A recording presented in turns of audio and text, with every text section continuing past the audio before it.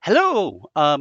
First thing I want to do is I want to make sure that the chat can actually hear what I'm saying. So, if chat, if you're there, please go ahead and let me know if you can hear me.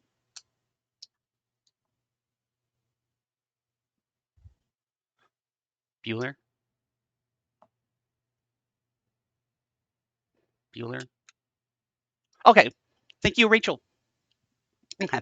Okay, everybody say hello. Make sure to make sure that your audio is working. Good Oh, afternoon, evening, Sarah, hello. whatever it is where you are. Hello. Okie doke. Thank you. Now that little bit of awkwardness aside, Shara, thank you. Welcome to the fourth session of the Strange Seeds live play campaign. I apologize for the game not happening last month. I had gotten a COVID shot and had the usual sort of issues afterwards. I thought I was going to be able to dodge it, but did not. So hopefully we can get back on track without a problem. Some announcements. We will be doing the July game at on a different date than usual, and instead of the first Saturday, it's going to be on July 10th. Due to some conflicts that I have, I'm going to go visit my daughter for her birthday. So, um, so once again, July 10th, 1 p.m. Pacific. We will be doing session 5. Um, we'll go through some of the other basic things. If you like what we do, please support us on Patreon. The link is down there or at the bottom. Um, if go ahead and support us there. Always, we want to encourage people to support Cyan. So, go buy their stuff. Um, and go to the Cyan store. You can buy stuff there. Get the games, etc., etc. Um, and Alana has something that she would like to share with us as well. So why don't you go ahead, Alana? Yeah, I just wanted to put in a quick plug for the Myst documentary, since one of the other hats that I wear in this community is working with Philip and the team to do mostly like web development stuff. But there's a new project that's in the works that we're excited about, and the team will definitely be at Mysterium, which I guess is next month now. And there will be more updates about all of that coming. If you follow at the Myst Doc, you'll definitely get those updates on social media. And yeah, the one other thing is people can still back the documentary or increase their pledge over at Fangamer for a limited time. You can get there by going to themystdoc.com and then clicking on the banner at the top. That'll take you to the Fangamer page. So I hope you check it out. I'm really excited to be a part of that effort, and we got some good stuff coming. Awesome. Something we didn't quite plan for, which just occurred to me. Cap, would you be willing to talk a little bit about Mysterium coming up? Just dates and such. Oh yeah, I'm putting you on the spot. I apologize. I didn't think about no, this before talk about it before, but go for it. Yeah, so Mysterium is online again this year. We had to make the call with the hotel before the vaccines really started rolling out. A couple people have reached out to us asking about, well, a lot of people have both doses of the vaccine. People are traveling again. But the way things work with hotel contracts, if you haven't done this kind of convention before, is there's a cutoff date at which you have to do go, no go. And our cutoff date was at such a time that we had to make the call before the vaccine prevalence uh, was. On the bright side, because we're online this year, and as Alana mentioned, that's in July. That's July 16th to 18th. We actually are getting international guests again this year, which is something that we don't easily get to do when Mysterium is in person because it's often harder for special guests to travel the border. Mhm. We are getting, I'm going to mangle his name because I did not prep, Maynard Hansen, who was the art director for Myst 4, Oh, nice. was done up by Ubi Canada. We have Brian Rents, who now runs a psychotherapy practice in Quebec, but who played Cyrus in Myst 4 Revelation. And we have Robin Miller, who you all love very much. And we've got Excellent. more announcements on the plate, but those are the ones I'm able to talk about. Sounds good. Thank Sweet. you very much. And we're also going to be working with V for an unwritten panel on the schedule. And I have some, actually some unwritten contents in mind myself to do if I'm not going to be stepping on V's toes. Oh, no, awesome. The more the better. Which is we're going to be having those unconference events again after hours. So at 8 p.m. when it Eastern when it's social hour. I want to sit down and have like a casual chat with people, whether it's about this game or others. But I was thinking about talking with some new players who were like, so how do aspects work? Who come in from other games. I want to sit down and maybe have a chat about, so how do we come up with aspects? And, just a back and forth, maybe help some people develop characters, talk about that Mhm. kind of thing. I'd love to have the rest of the players come sit in with me if you're attending. Absolutely. That sounds awesome. Why is my cat pushing me out of frame? Can't see the cat, no. And kind of last thing, once again, I want to point out the background for Pharaoh. That's done by his incredibly talented wife. So you can see that there, and you know, I don't remember all the other details about where she has the children's book and the whole 9 yards. Oh, shall I talk about that? Yeah, go for it. Uh, So I'm putting people on the spot. So my wife recently released a children's book. It is available on Amazon and it's called June Memories. And it is about an anthropomorphic dog and her friendship with Dragon and their journey through life. It is very sweet. She did all the art and the writing and everything. And check it out. Sounds great. Okie doke. Now let's go for a little bit of a recap of where we were.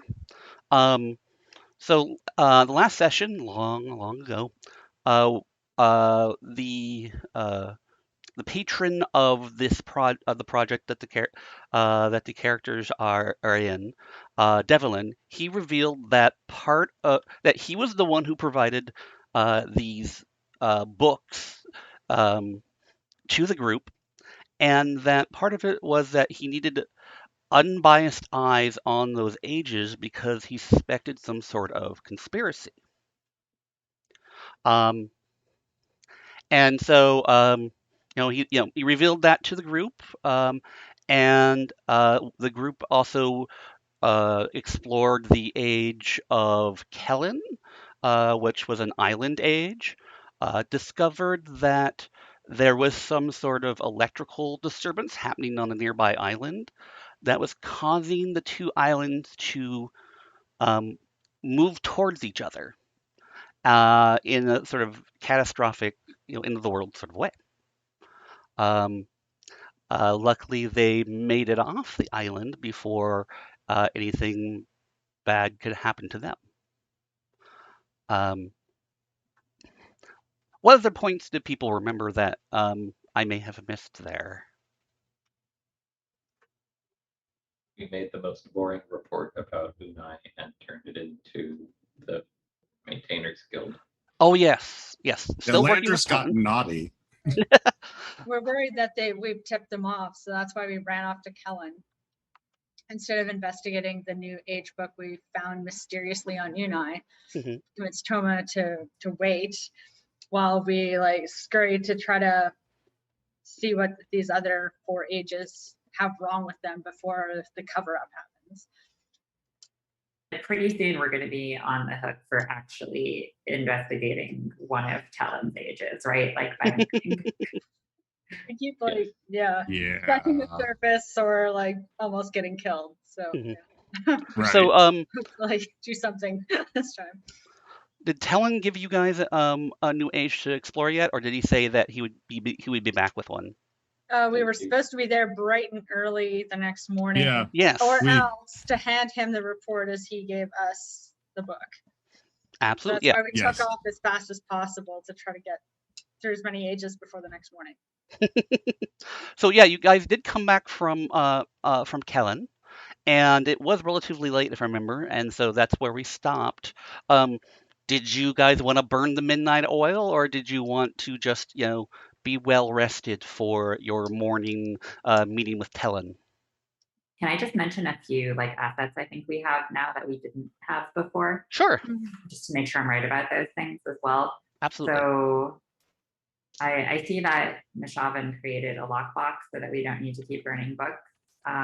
So do we now have one lockbox that we haven't used yet, which we could leave behind at the next stage we visit? Is that right?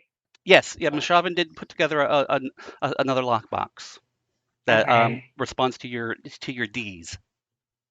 And we were also promised, Devlin promised us a future or a safe house in Denis, and also like an unregistered age that we could use as a base of operations in the future, but I don't think we have that. No, not yet. That's going to take time. Okay. And then also when we got back from Callan, we brought some mysterious equipment with us in our Novi mentioned Right. that, The but we machine have that, seemed to be causing that attraction, right? or at least Shielded them somehow. and hauled them back. Yeah, I don't know if they were causing it or they were just like reacting to all of the electricity. I don't know if it was 100% clear. I But guess we should probably find out if they're going to explode if we open their containment. Yeah, we're gonna draw Dunny deeper into the core of the earth all of a sudden out of nowhere. gonna Over by pull, the cavern. pull Idora towards the side of the cavern. Okie doke. So I would be in favor of burning midnight oil to make sure that we didn't bring like bombs back home. Yeah. We I didn't think really that's have wise. time to figure out what those things were and what they did. We just figured out how to get them to stop shocking us, and we Yeah. brought them with us like total crazy people. okie doke. You're going to go ahead and investigate those. Describe what you're going to be doing. Who, what, that sort of thing. So I don't 100%. Oh, go ahead. I think I would probably take the lead as Mhm. the engineer. Makes sense. And I want to. We set up a kind of a clean area earlier when we were testing Hmm. the lock, and I want to set it up there, put it there, and commence poking at it Okay. in an engineering manner. In the engineering manner. Well, why don't you make an engineering roll for your manner? And That is 2 pluses, 2 minuses. With my skill of 4 is a 4. That's a 4. Okay. You can definitely work on it, but it's going to take a little while. It's a really complex particular set of machinery. So it's going to take a little bit of time to sort of to poke at it. So while Mashavan's doing that, what's everyone else doing?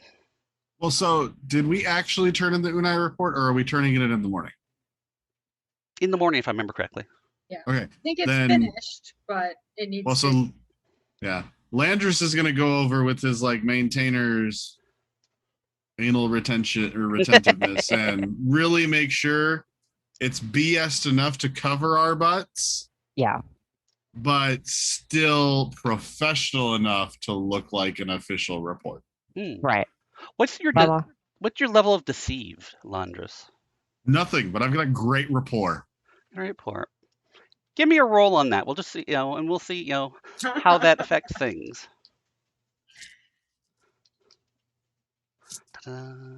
Oh hell, that's a 1. Well, you could see if you have an aspect that you could tag. Right. Let's see. Hold on. I've got something for Don't this. start going through with a red pencil going like, that's not what actually happened. I'm going to go with neurotically cautious. There right? you go. When it comes to performing evaluations of the A's, is the report not an evaluation of an age we have already been? Huh. Totally going to use that aspect. There you go. So are you going to go for a reroll or a +2? Well, we'll try a reroll because Going for it. gotta risk it for the biscuit, right? My gosh, Oh, that's still a 1. Okay. That's still a 1 again. so Oh my gosh. Can I offer some feedback? Yes, please. So per our session 3 notes, I had mentioned that Philia helped Landers work on the drafted report by adding in some fluff that was very boring sounding by talking about the murder rocks, you know, in by adding long passages about, and then we ran this experiment and this experiment on this experiment on the spontaneously combusting igneous outcroppings. So is there some way I can roll additional assistance to him absolutely. here by just, you know those, that scene from Star Trek TNG whenever Data just starts giving so much inane technical detail that everyone's eyes just glaze over? Yes. Do you have a deceive skill of any size? I don't, but I would like to propose that this is clearly just writing down the results of experiments that were run because we did run experiments on the murder Mhm. rocks. And I have the aspect bright-eyed and bushy-tailed surveyor, and part of being bright-eyed and bushy-tailed and excited about doing this thing is detailing in great detail all the stuff you did, right? So that means I can totally use experiment to talk about the experiment I was doing, right? Sure. I mean, you want to spend a fate point? I'll let you do that. Okay, I'll spend a fate point for that. Okie doke. Maybe if we throw in enough dry details, we can just hope Helen won't even read the full report. Alrighty. Here's the report. Here's the report. Oh, that It's seems like a good. It's paragraph. heavy. That's it. It's like, great, Alright. passes it to somebody else. I also got a +1, Okay. but I have a +3 on experiment. So that's +4 total. Okay. Yeah. That's enough to create an attached aspect of collaborative work. And you've got a plus, so so Landris has a free invoke. Once again, you can go for the +2 to make it, what was you were doing rapport, right? I was doing rapport. And what's your rapport again? My rapport is a +3, but I got a -2 both times. Okay, so the one's the result. Yeah. The +2 would give you good result. Okay. We'll just go for that. Okay. Go safe Safer. for the +2 there. Yeah, we'll go safe for the +2. Okie doke. So what are Kenneth and Toma doing during this time?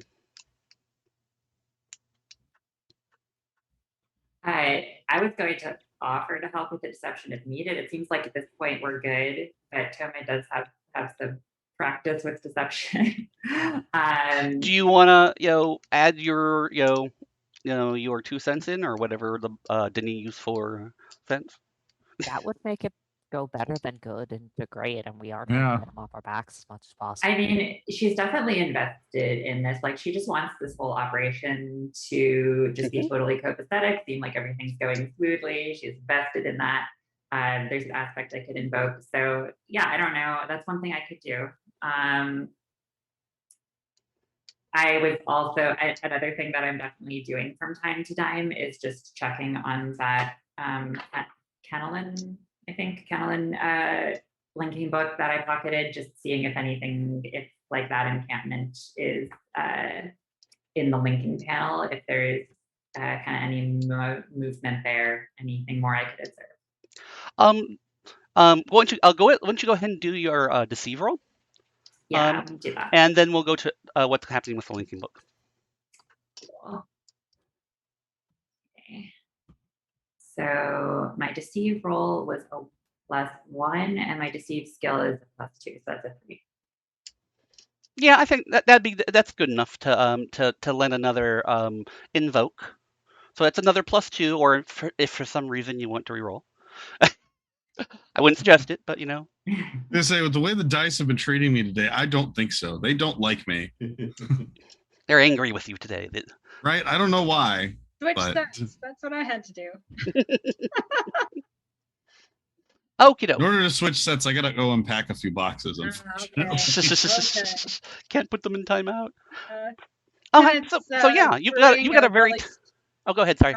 Oh no, she was just gonna say there's brewing a strong cup of coffee to keep Mashavin's wit sharp so he can do a good job on this stuff, and because clearly none of us are going to sleep tonight, so she's Mhm. caffeinating the weary. There you go. Actually, let's have you make a craft roll Yeah, sure. since we're all rolling. I have my 4. Hmm? 4. Oh, I so you got rolled a 0? neutral. Yeah, I rolled a 0. 4 is not definitely pretty good. So the scene here. I'm gonna put it up if I can get to it here. The scene has a new aspect, which is highly caffeinated. And so it is available for not that one. Cancel. It is available for using aspects. I mean using fate points on. Sweet. Well, So you sweet can- depends on how much sugar you put in. That's true. I was gonna say you just gave Landris caffeine. This report's gonna be like 1,000 pages long by morning. He doesn't have to drink it. Of course, if it starts getting humorous, she'll totally stand at his elbow and just keep refilling his cup. Yeah, why don't you have a little more? A little more. Kind of really You likes starving Landris. This is just Yeah, a you don't big want to be rude by refusing. He comes out in the morning. He's like, guys, I wrote 35 linking books and I don't know where they go. Okie doke. So yeah, we got everybody kind of on board there. We've got great. We have a superb report put together with it's the collaboration of Celia, Tomei, and Landris. Everybody's highly caffeinated. And Shavin is working away on that on the devices. And now back to Tomei. Tomei was looking at the linking book to Kenelin, and you can see that it's moving towards a morning there. There's someone who's kind of like pacing around the link point, in a sort of someone is keeping track. Someone has been left to keep track of the link point. But the rest of the village is starting to starting to kind of wake up. You can see people come out and wander off this direction, that sort of thing. So whatever that village there has awoken for the day. Can I gauge at all whether the person who is patrolling the link point is doing so in a kind of like militant way, or whether it's just kind of keeping an eye on things? They're really bored, obviously. There's kind of like, it's definitely not like, the person is visibly just sort of like, God, I have to do this. I wonder if it's obvious what direction they think the threat could come from. Like, are they worried about people from the village linking, or are they worried about people coming from the link point in? I would say if you want that, we can do an empathy roll. Maybe? You want, yeah, empathy. What's your empathy level? Mine. Oh, I didn't know. I was just suggesting because I wasn't sure if Kenneth would be like looking over her shoulder. Oh, can be. If you want to do it, we can do an empathy roll and we can see what you can figure out. I don't think I have that. So that starts at a mediocre, which is a 0. So, but you can still make the roll. Oh, okay. 2. Got a 2. Okay. Um, you can't. I mean, you can't really tell. What you can tell is that they're bored and they're obviously sort of doing it absent-mindedly. They don't expect any incursion or excursion. Exactly.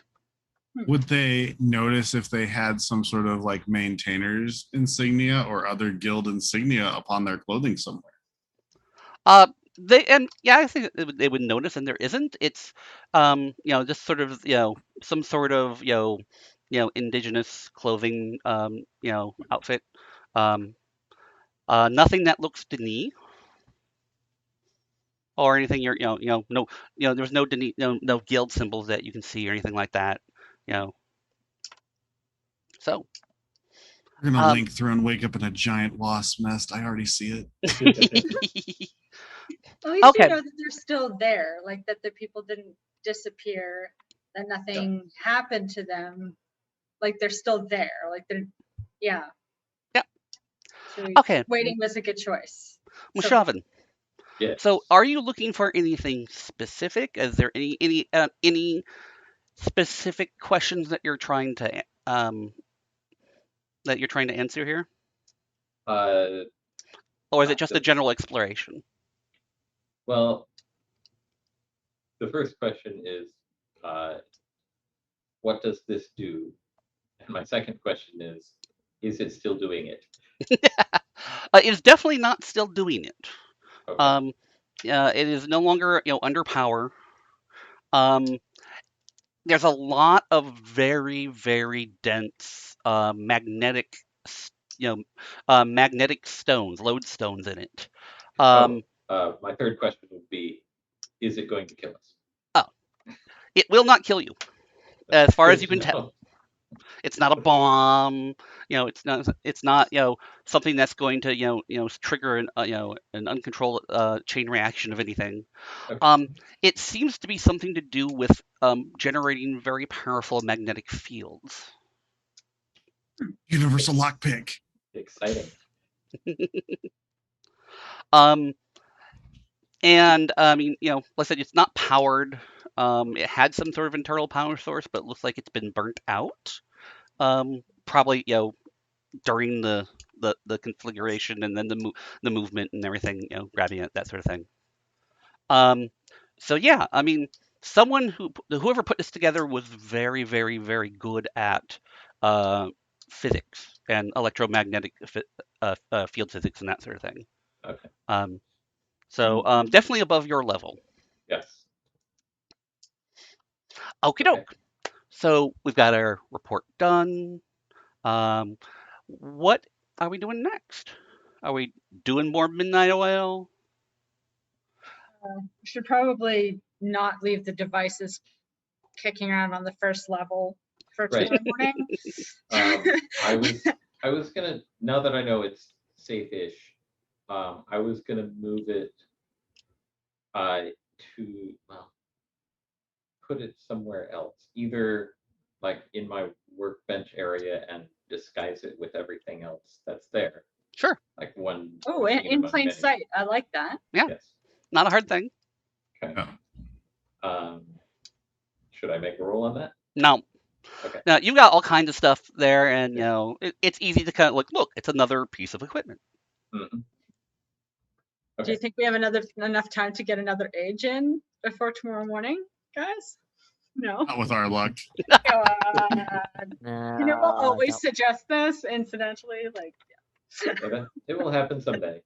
Yeah, V, do you have a sense of how much time we have until morning, or is that kind of up for us to decide? That's sort of up for you to decide. It is, it's not, it is getting late, but how late you guys want to go is kind of up to you, and how much time you've spent on it is kind of up to you. We should have some rest before our big meeting with Talon again. Yeah. If you, Because Landris also needs to write in his other journal now at this point, because he has a plan. He's keeping two different journals, one that like Talon can read, and one of things that's like actually going on. Uh-huh. Wow, this kind of deception I didn't anticipate from Landris. Oh, okay. Yeah, After he's he a realized like we're going to a writer's house and we're openly deceiving the Guild of Maintainers, and like they actually told him, and he has to make that decision of, well, crap. Do I just dime everybody out and tell Tellen at this point, or do I go along? He's got to go along. So, because otherwise, if he tells Tellen, then this would just automatically mean he's part of this other like major deception and possibly treason and all this other sort of stuff. And he's definitely not keeping his job after that. So That would be a fail. a little bit of white lying to maybe uncover something bad that could possibly get him a promotion and bring honor back to his family. That's a good thing. There you go. Lean into it. Yes, he's trying to make the best out of a bad situation. I'll put it that way. I always say that. Oh yeah, I was undercover. Yes. That's also Clearly. want to remember that you are all highly caffeinated, so that you Sorry. can get a little extra done. Now with Fate Point, you can push yourself. Do I want to? Then we're gonna have that Do you terrible want to is a caffeine different headache in the morning. Yeah. Shouldn't have had that third cup. Can it brew strong stuff? Yeah. I mean, It's the sports from Teledon that make the difference.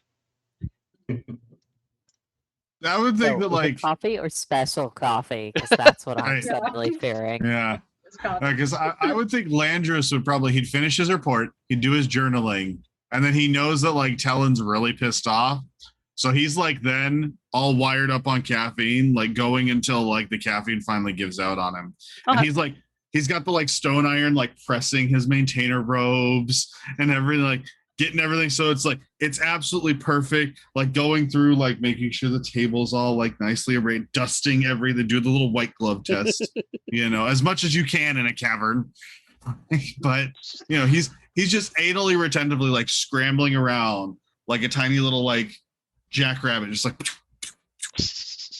The montage of Landris doing all these little things, and everyone else to just kind of watch him go. Mm-hmm. Like a tennis match. Like, this is great. Okay. I have a Michelle. question. We talked about a camera or something watching the entrance. Mhm. I don't remember if we actually did that. We did. We did. Okay. Yeah, we did put it together. Yes, it takes it's not like a live stream or anything like that. It's just it takes stills. Right. Okay. So I want to add another one. Okay. And so we have the one that's kind of watching our front door, as I recall. I'd like to have another one which is watching the street, like as people come up to our front door. Sure. Yeah, Tomei knows where a couple of good vantage points are, so she could definitely show you the right place. Okay. Should I make an engineering roll for that? Nah, you've done it before. Okay. So it's not special. Can we see if anybody came to our door while we were gone? Like That's a to good check idea. up on us? Like We maybe, We should use these cameras. Yeah. We have them. like, if there were stills taken, like maybe we could just flip through them quick to see if anybody was there. The only thing that shows up is that Adri, the messenger, at one point had come and knocked on the door, and then waited around and then left. But other than that, Okay. Interesting. So, Devlin wanted us. Mashavin, so that's what you're doing. What is Tomei doing for the rest of the evening?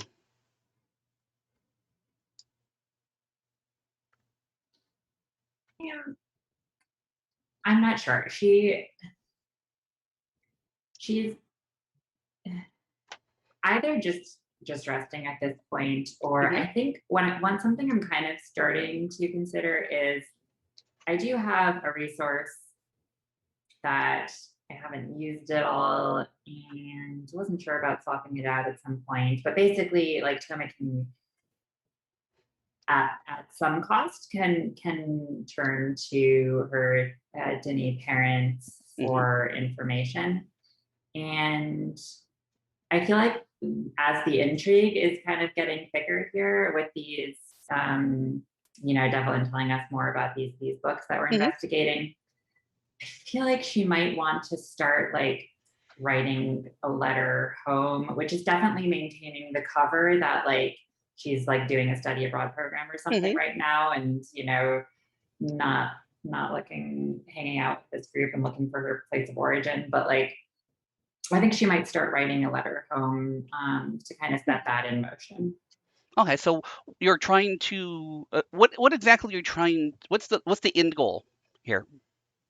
I think the end goal here is to feel out whether her parents, who are part of the Guild of Archivists, whether they might know anything about unregistered books or kind of exploitation of resources, just in a very kind of indirect way, starting to kind of bring up that subject. Okay. Oh, because like if they freak out about her being involved with our project, then that's gonna say something. What if they're in on it? Yeah, I mean, I feel like Joanna doesn't really know what to assume at this point.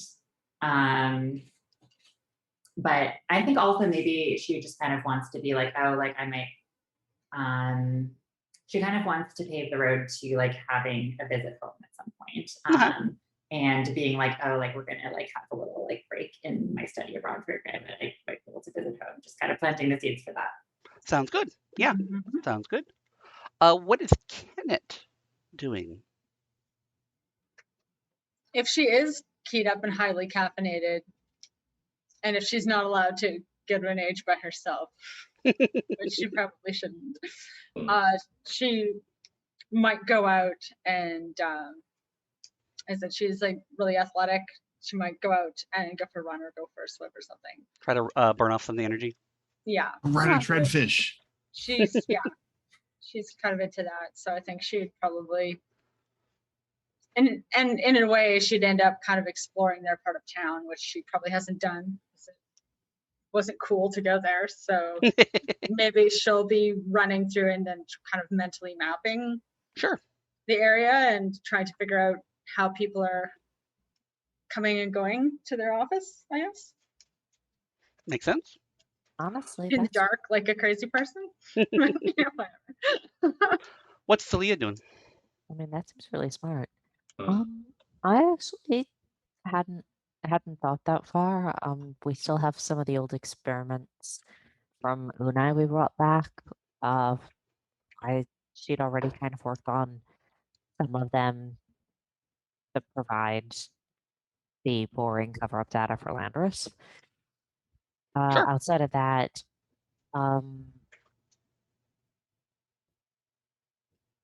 from Helen, we didn't bring back any samples that were geological, did we? Not that I remember, no. Didn't we bring back the like weird black rock things? The devices, yeah. Yeah, we brought back the devices. Oh, but looking at my notes, she was doing the pacing back and forth and starting to make notes down on how far she'd gone in the features. So I think what she's gonna do then is sit down and take it from, here are my rough notes on how many paces and what I was seeing, and taking it from like, the rough jotting down you might do out of place to, okay, no, I'm going to draw this out from memory into a proper map. Okie doke. Sounds good. So if we don't have any other things, we will move to the morning. You've all successfully doing what you were working on. And okay, so it's the morning, and you've got this meeting with Tellen. I don't remember if Tellen said if he was going to come there or you were going to come to him. So I'll give you guys. Oh no, he was coming to us. And he told us not to move. Yeah. Oh yeah, you were not supposed to. He was supposed to like lock the door and not leave. Oops. Okay. Any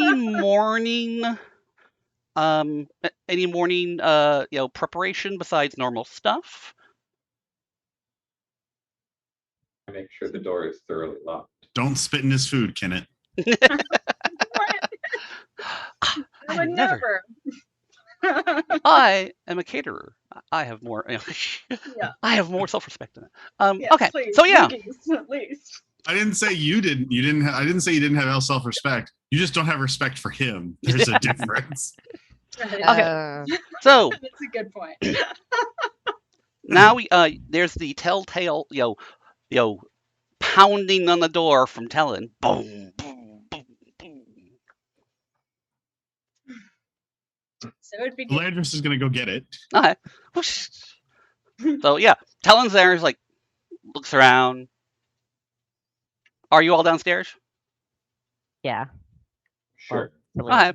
Yeah. Kind of mentally like, okay, they're all here. What? It's like, okay. So he looks at Landris and says, "You owe me a report." He's already got it ready. Book. Doom. So you hand over, the big thick thing. He's like, kind of like, kind of like leafs through it,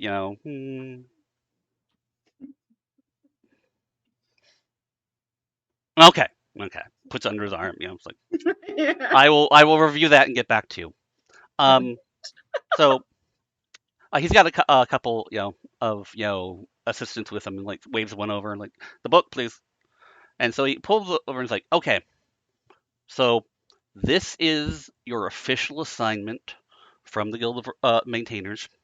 And Kenneth, you'll be happy to know that it's for the Guild of Caterers. So this is a project for the Guild of Caterers. So hopefully you'll spend a lot of time getting this right.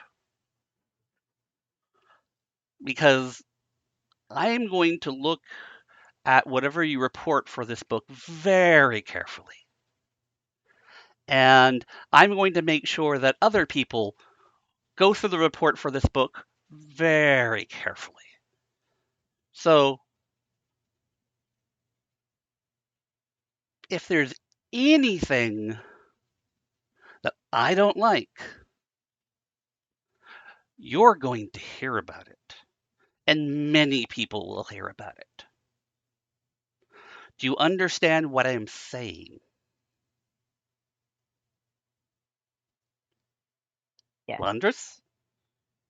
Yes, man, Guildmaster. Has he also handed over the book yet, or no? No, he's kind of gesturing with it. Yes, Guildmaster. Mm-hmm. Now, this is going to be a potentially new food source site, food age for the caterers. We're going to want a very detailed analysis of the ecosystem there, the plants, which ones are edible, which ones are not, what sort of makeup they have, any any sort of fauna that interacts with the plants. We want very detailed, very specific information so that we can take this back to the caterer so that they can begin evaluating for foodstuffs. Also, we're going to want a geographic survey all the way from the link point all the way to the ocean. So I want that information from the link point all the way to the ocean, which should be west according to the magnetic poles of this particular age. And once again, I want detailed maps. I want reports. I want reports on places that might be good for setting up, installations, places to avoid, and then we're going to want some analysis of the waters in the ocean, in that Western Ocean. And I don't want to hear back from you guys until all this is done. Understood, Guildmaster. If you Our need report will be. if you need extra resources, I mean, talk to one of these guys.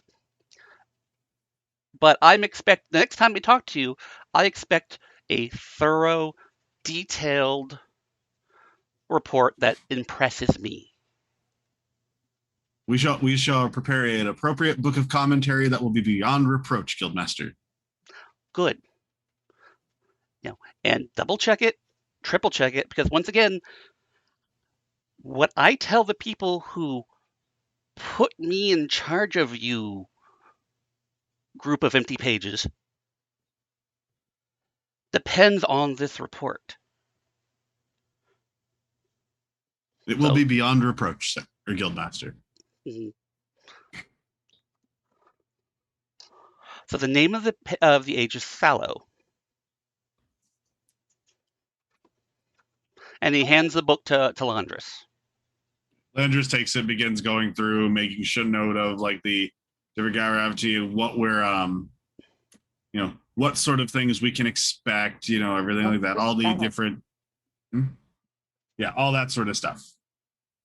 He says, remember, thorough. He holds up your big stack for the report from Unai. This is a good start.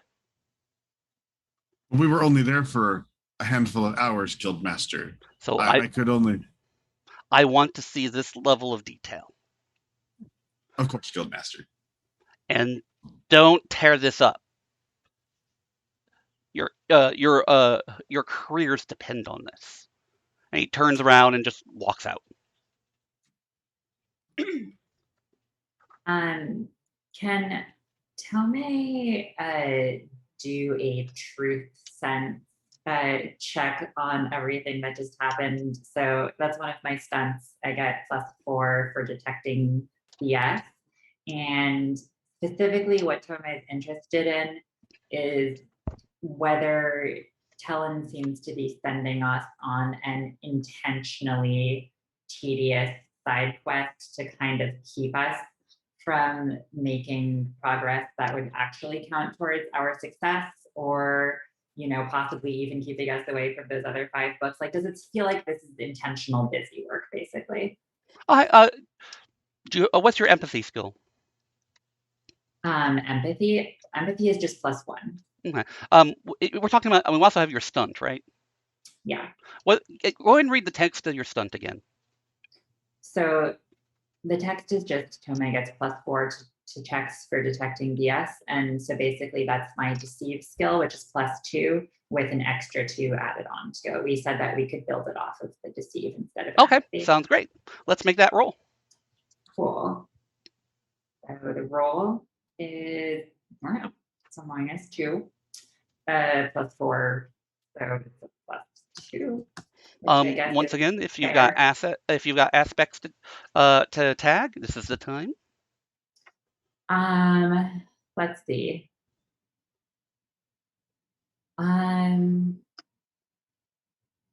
I think I'm going to tag my don't tell me what to do aspect, because this was a very demanding and tall order.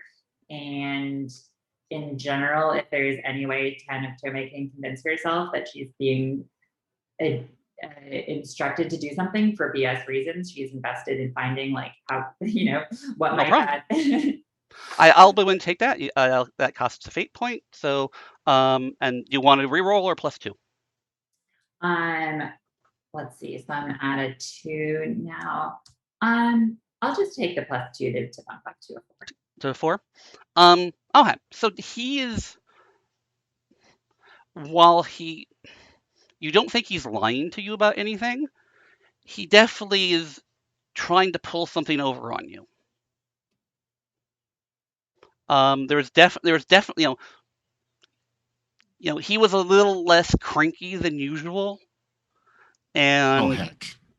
he was very explicit and he was definitely trying to influence you in some to go in a particular direction. That's always unsettling when Talon is not grumpy. Yes. Yeah. Also, could you just spell Fallow? That's the new age. SALO. Okay. Thanks. Fallow. That doesn't bode well for age that's supposed to be producing food. Right. Well, you know. Sallow, starving? What?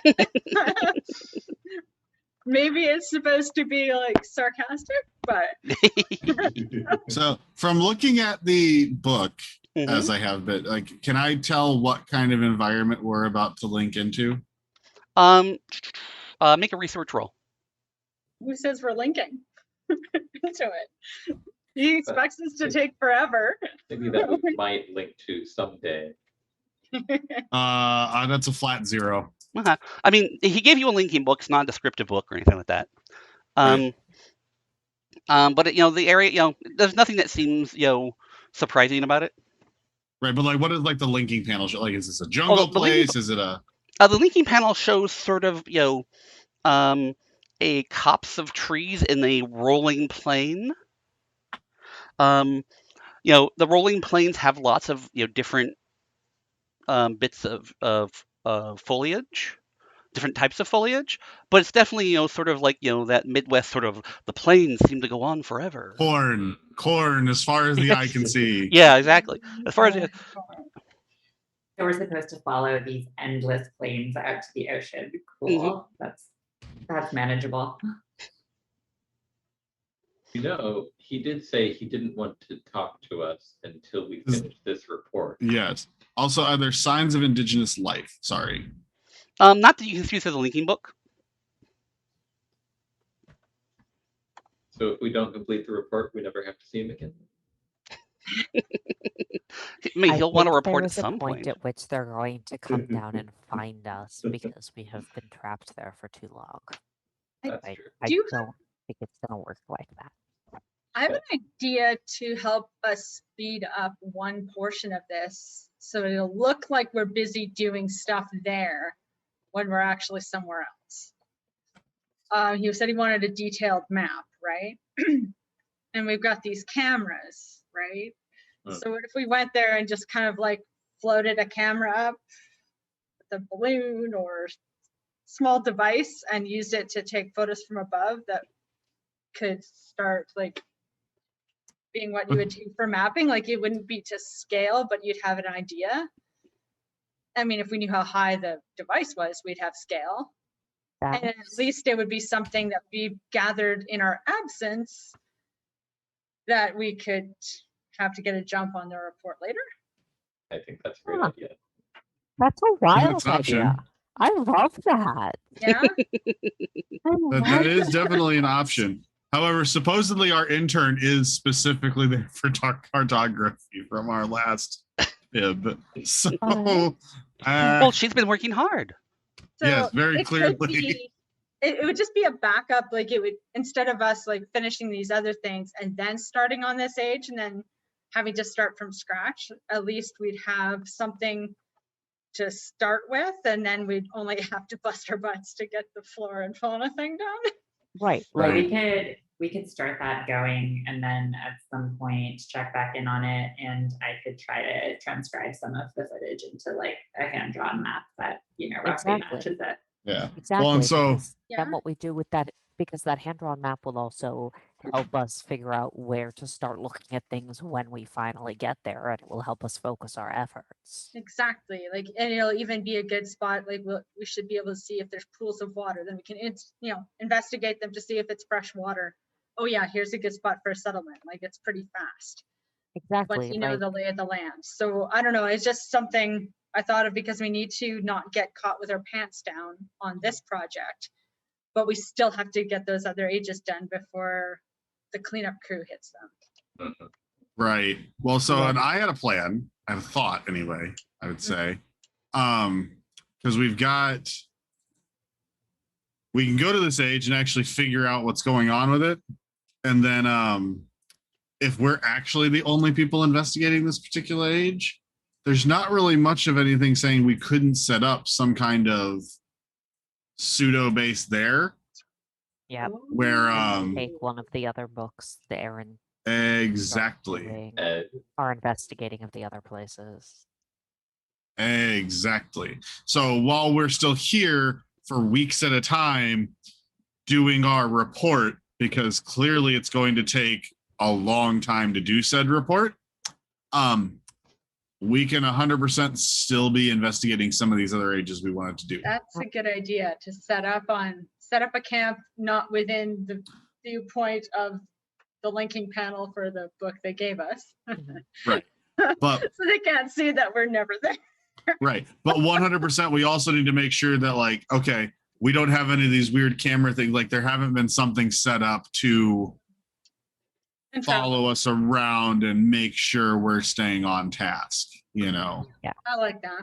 Just a scary thought that I'm having. We don't know what other linking points have been set up in this age. Like, right, there because could this be, isn't a descriptive book.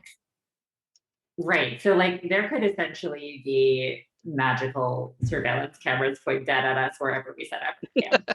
Oh boy. But the way he was talking, I was getting a little concerned that it's like, oh, by the way, and like everything's going to be poison, isn't it? Like everything's going to be poison. Right. Can they lend us some of those interns from the Guild of Maintainers for me to test out the new food products on? Great, thanks. I'm not eating it. But yeah. Okay, so let's solidify the plan then. So you're going to be you're going to be following Kenneth's idea first, as well as Laundress's. Is that the plan? Yes. Yep. Yeah. I think what we should do to kind of hybridize this is we should figure out what we're dealing with before we make more of a decision. So I vote we all let's definitely do the mapping it via surveillance anyway, and that's such a great idea that I think we ought to do it honestly at multiple ages. That's a really smart idea. But what if we went through and just got our eyes on this age anyway? Instead of taking all the stuff for setting up camp, make sure it's suitable first, is what you're saying. Right. Yeah, Like, that makes sense. go through, see what we're dealing with on the ground, and send something up to get a sense so that we can find a point to set up the camp. And then make our determination once we get there. Because what if we get there and find a factor that changes our plans? Our luck, it'll be like, there's a magical barrier that prevents moving through your linking books. Or we get there You've hit an invisible wall. Or we get there and it turns out that it's really heavily raining, and then we think about it and go, oh, we're not going to be able to set up, you know, a bunch of cameras doing stuff because actually the rain's gonna get in the way of leaving a bunch of mechanicals out. So maybe we ought to just get our eyes on it before we commit to a bunch of plans that we don't know if they're going to work. Yeah, I totally agree with that. Like, this could, like, there could even be sort of a test built into this where it's like the Lincoln point is a swamp, and if we don't complain about that soon, like, it's going to be very obvious that we didn't go. That we didn't do it at all. Yeah. Can Ms. Chauvin make something that'll keep a camera aloft, or would it even be possible to have it directable? It would be... I was gonna say he needs to make a drone, obviously. Yeah, right, if he could make a drone, that'd be ideal. If it's got to be a balloon, then it needs to be something with a homing beacon, so that when it like deflates and falls, we can go pick it up and then send it up again. I can definitely do this in some shape or form. Yeah. Something Glorious. that ambitious is going to take a little bit to to build, and then you've got like, oh, let's see it, let's test it, that sort of thing. So it is a bit of a longer term project, but it's definitely doable. It's not something you're going to be able to whip out in a day or anything like that. So just work on it in the meantime, guys, kind of a thing, and we'll link in, see what we're dealing with.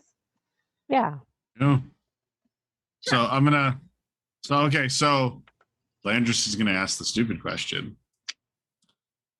When we first go in here, do we want to be linking back to the clean room with the Guild of Maintainers at some point? Or do we want to also focus on just linking back here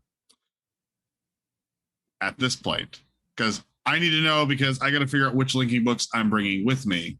Like, are we coming back here first? Or are we going to do an initial sort of research thing, go through quarantine, and then go back? And then figure out, where we want to put the linking book back to our place. I mean, wouldn't going through, yeah, I feel like that would be good for appearances, right? Right. Yeah.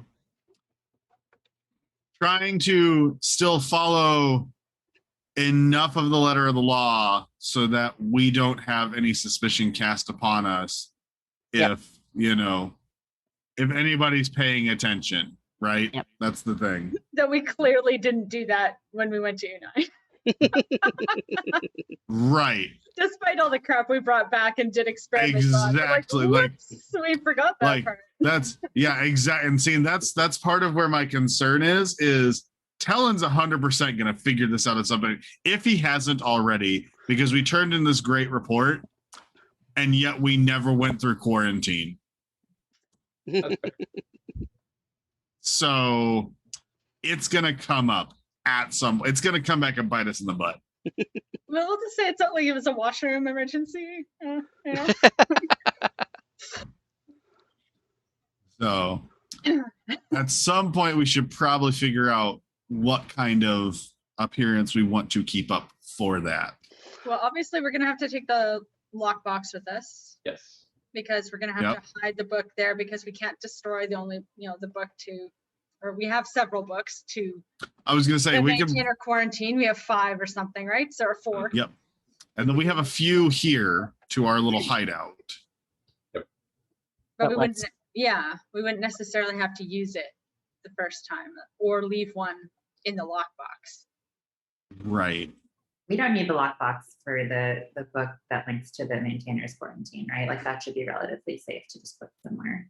They're expecting us to leave it somewhere there or to dispose of it because that's standard procedure that we would be leaving it there while we're transiting in and out.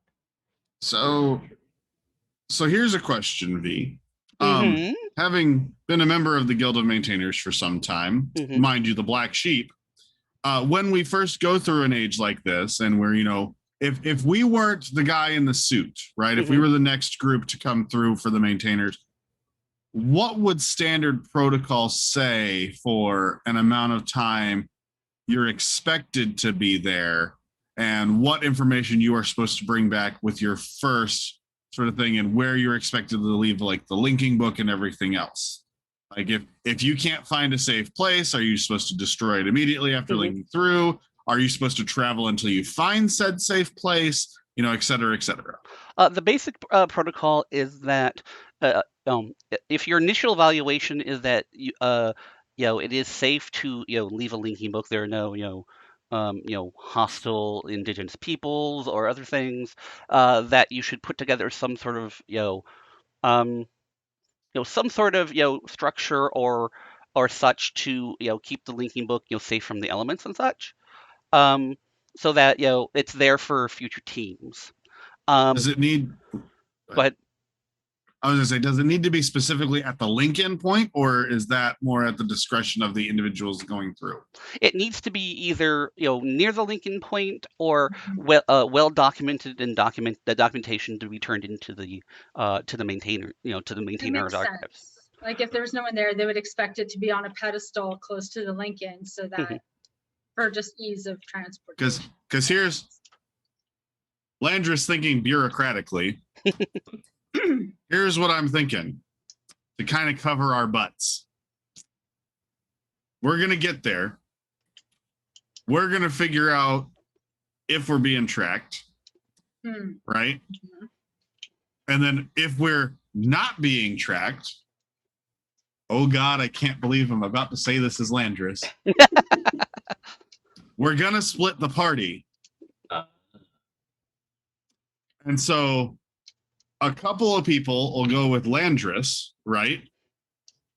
And we're going to find the appropriate link-in point there where we're going to leave the quarantine book. And Landris is going to write 2 linking books there to this age, right? To Sallow. So that we can give one to the quarantine people, say, this is where the linking book back here is. Meanwhile, our other group has gone to find the place so that they can have the linking book back to our office somewhere a reasonable distance away from the quarantine book. And everybody's going to be safe. Everybody's going to follow the rule. Maybe Toma leads that other expedition because she's so great at exploring and everything. But nobody's going to die. Nobody's going to do any stupid things. You're not going to play with murder rocks. This isn't experiment time. This is find a safe place for the book time. This is find a safe place for the book home time. There won't be murder rocks. There'll be murder plants. No randomly eating the vegetation that may or may not be poisonous. Just find a good place for our book that's not going to be discoverable easily from the quarantine book is kind of what I'm thinking. I love how Landers is starting to make his peace with the fact that Tome is just going to run off anyway. And it's like, well, if she's going to do that, let's at least like give her a mission. Let's monetize this opportunity. Exactly. Let's put her in the lead. She's going to be there anyway. Yeah. We're not following you. We're just part of the team and we're slow. Yes. Okay, so it sounds like you guys have a good plan. Is that the plan that we're all agreeing to? Yeah. It does seem like a good plan to follow. Sounds great. Right. So I'm going to assume that you guys, do all the usual sorts of, preparations for going. You have your linking books. You have, medicine, etc., etc., etc.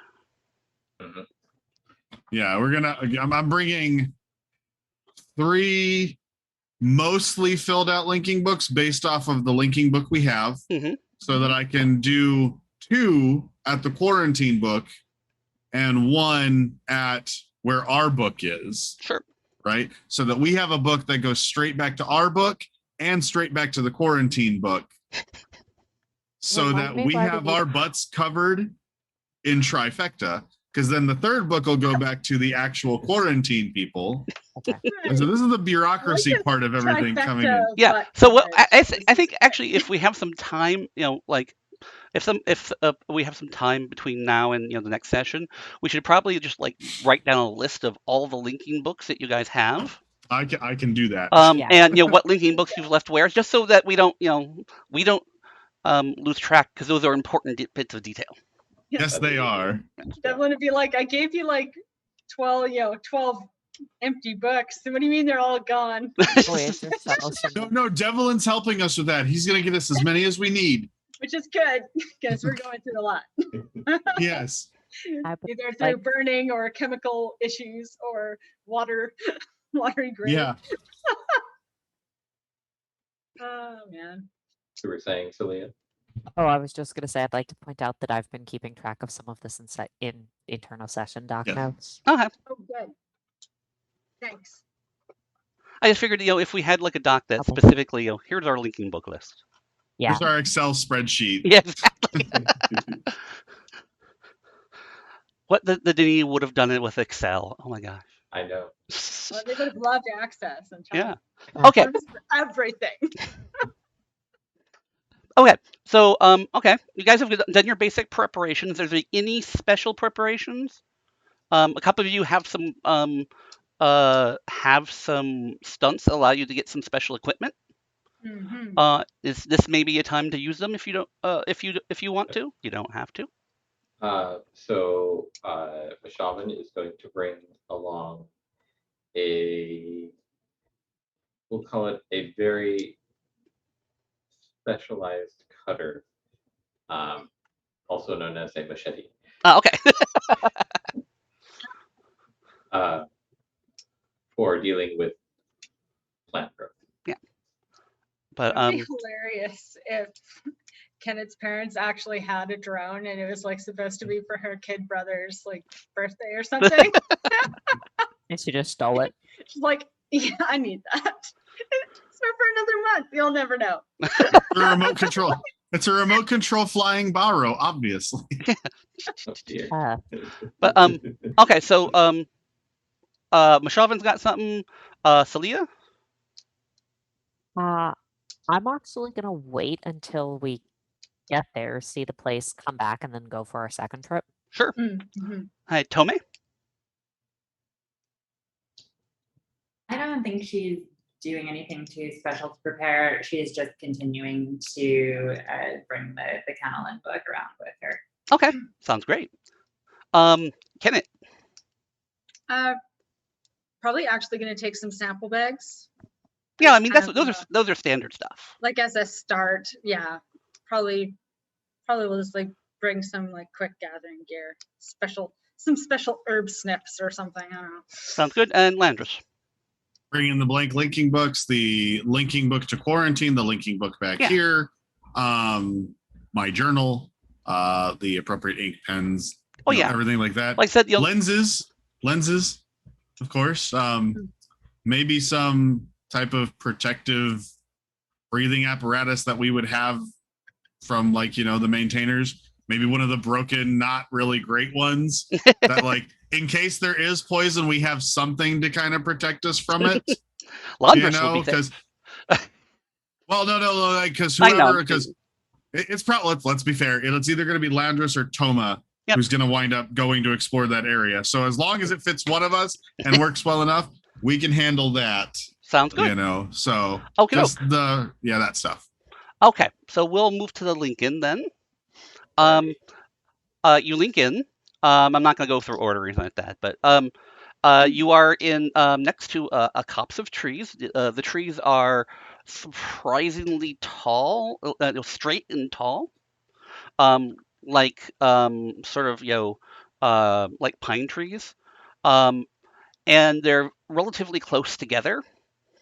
It's like suddenly like boom, small section of forest in the middle of plains of various different plants and scrubs and that sort of thing.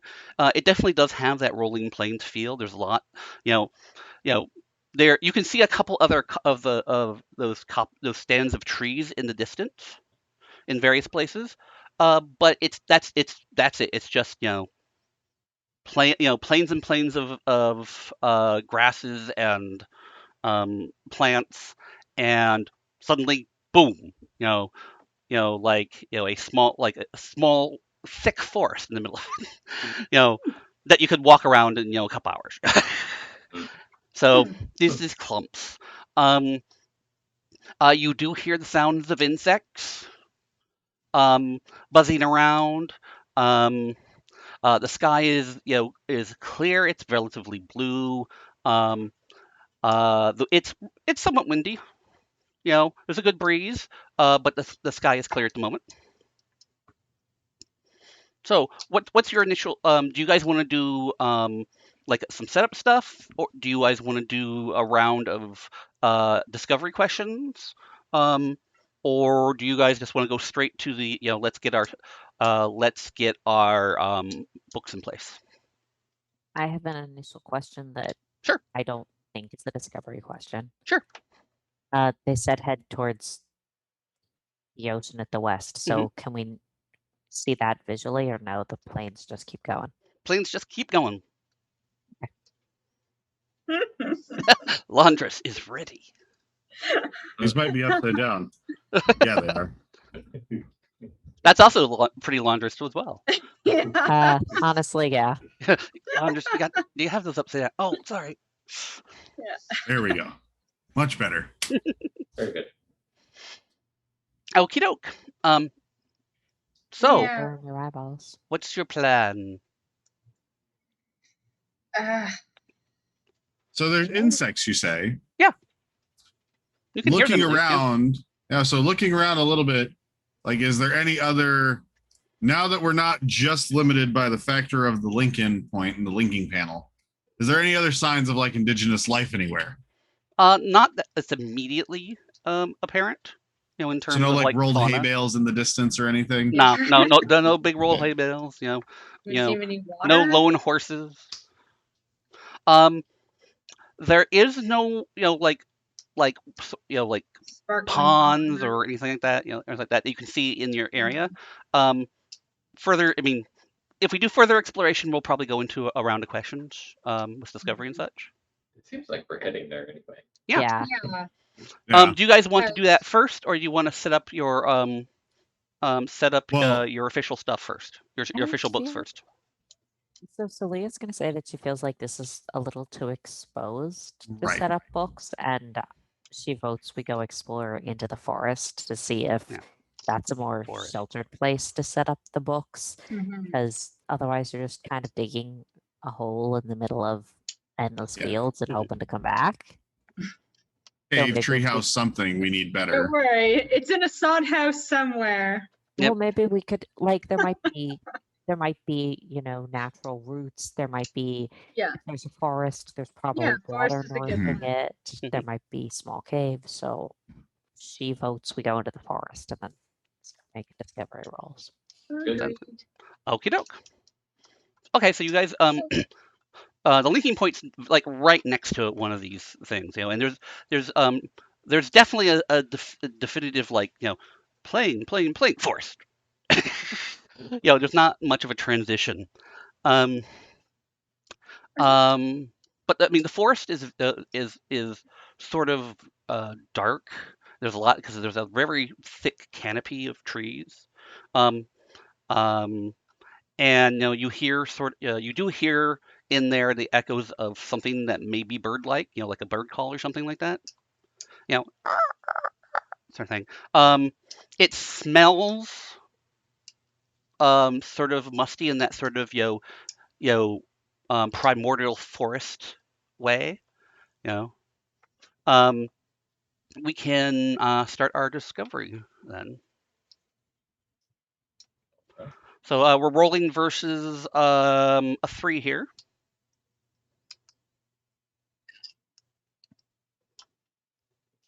This is a 3. Okay. I'm going to use notice then. Goodness, I wish I had a better notice score. I mean, you can use notice, you can use surveying, survival, you know, use your skill. So if I use athletics to like scale a tree and look around, you could do that, yeah. Right. That would give you you know, you can do the whole sort of, you know, I get a log view of the area sort of thing. Right. The athletics will be harder though because the trees are tall, so you're gonna have to go real high to get any sort of visual range. Well, I got a +4, so hopefully that's just let you know before I roll. So as long as I don't get like a -2 again. No, it's just a +4. So there we go. Okay, so you've got an athletics, you've got a +4, so that gives you that gives you 1 question. Who is talking next? I have a +4 with notice. Okay, that's another 1 question. Celia. 4 with surveying. Okay, 1 question. Tome. Tome definitely had the same climbing idea. Unfortunately, rolled a -2 with a +3 athletics. So fell. Yeah, I mean, the options are, you know, see if there's something you can tag, and spin a fate point, or I mean, you could choose success with a cost. Cost being like falling out of a tree, maybe. That's a possibility, yes.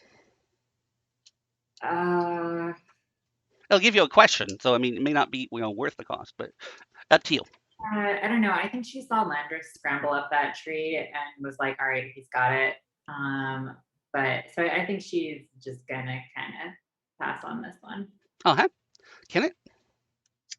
The usual 0. Oof. Like, Kenneth's not the person you should send first, unless there's like bacon. All the food. Because like she's always minus something or oh my. Okay, so sorry, no help yet again. So what while they're looking around, what are Tome and Kenneth gonna do? Yeah. Kenneth will look for mushrooms, I guess. Small, like, might as well. I guess Tome can just start kind of sketching the outlines of like on a map that's going to be filled in later with like the drone details. Sure. Just like, okay, expanses with big, like tiny forests scattered around. Like she's just starting the outline. She'll be prepared. That's still useful. Okay, doke. Mashavin and Landris and Celia, you all have one question. So describe what you're doing and what your question is.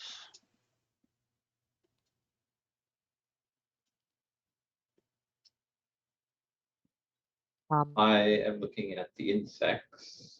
Can I see the insects? Are they like buzzing around us, or is it just general insect noise? There are. I mean, you can. There are. They're not. But there's insect noise around. Not as much as there was outside the trees. But I mean, you can. There are like some soft like cicada-like noises coming from some of the trees. Like there's insects in the bark and such. Exciting. But it's that sort of like that sort of weird cicada sound. Okay. Then instead my question is going to be about the sound of the bird.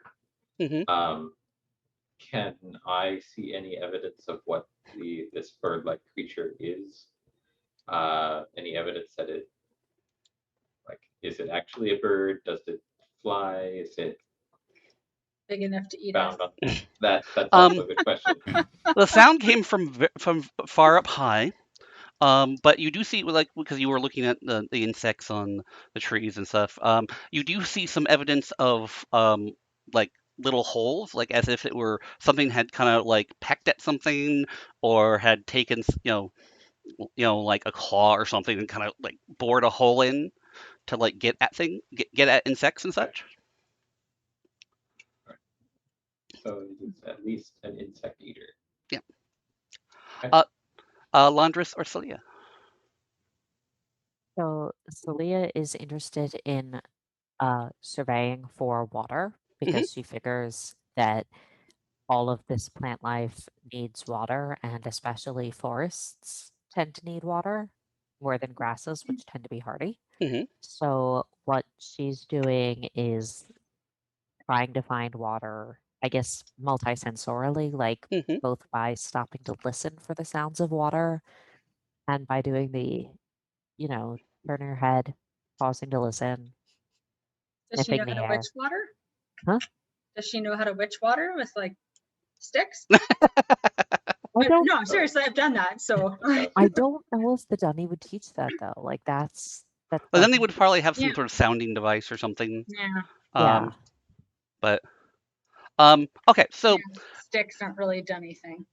Yeah, so I figure she's stones just like maybe looking for, is there like whether it's she's not like super invested in finding a particular type of water, right? But there's probably a creek or something, a trickle. So she's just like, okay, what's in here that's a water source? Well, the ground does seem, it's not dry, it's not arid, obviously. Okay.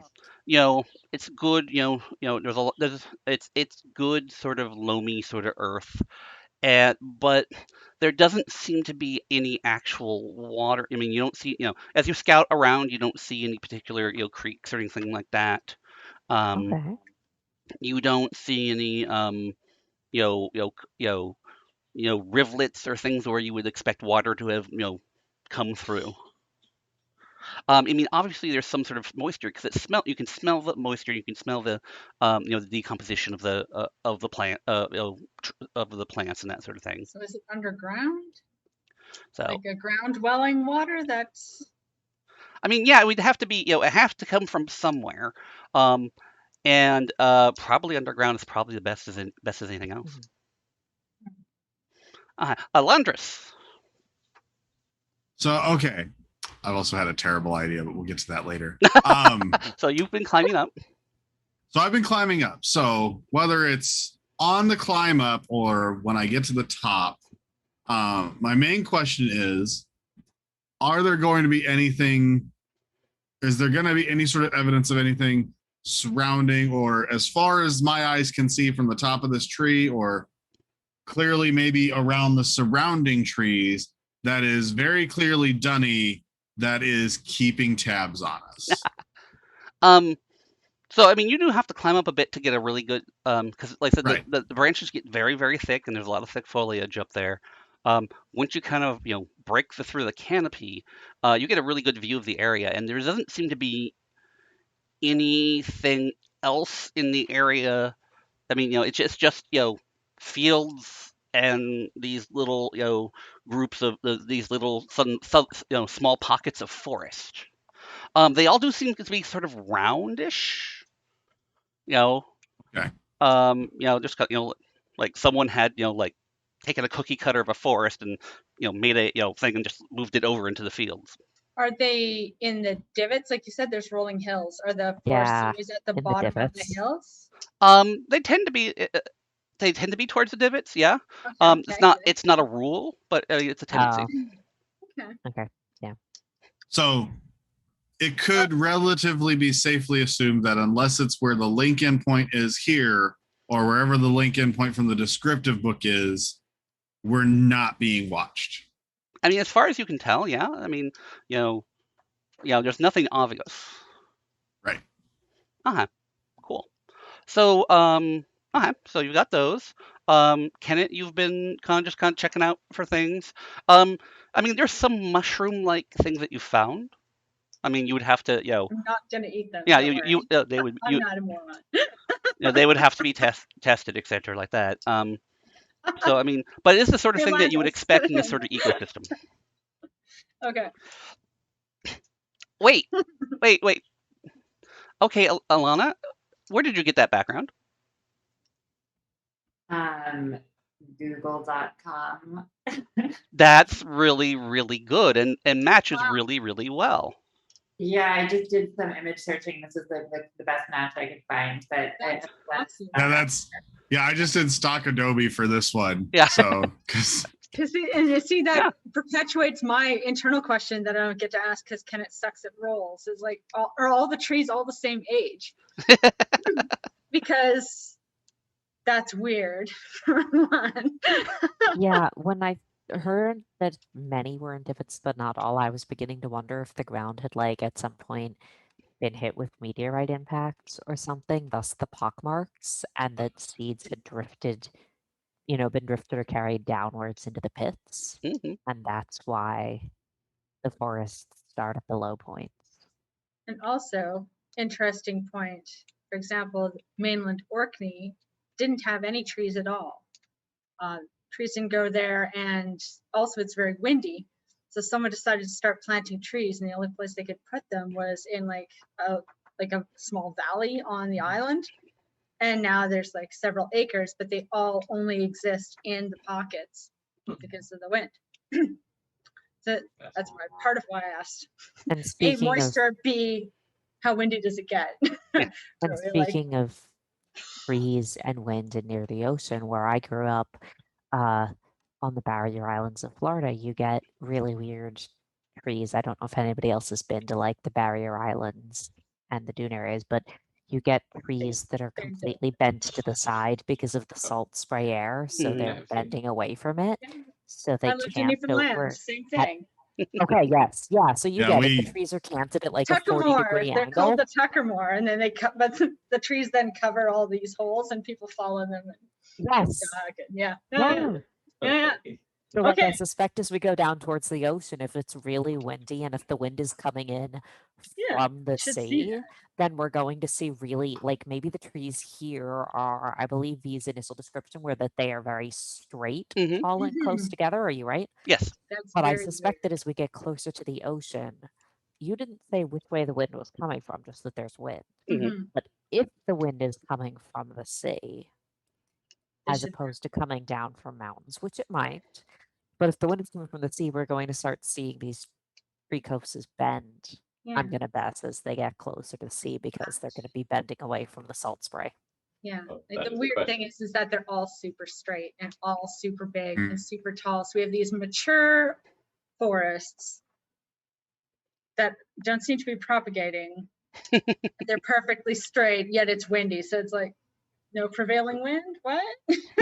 That's a question. Is the wind coming from the west? At the moment, it's actually coming from the north. All right. Do we know what direction's north?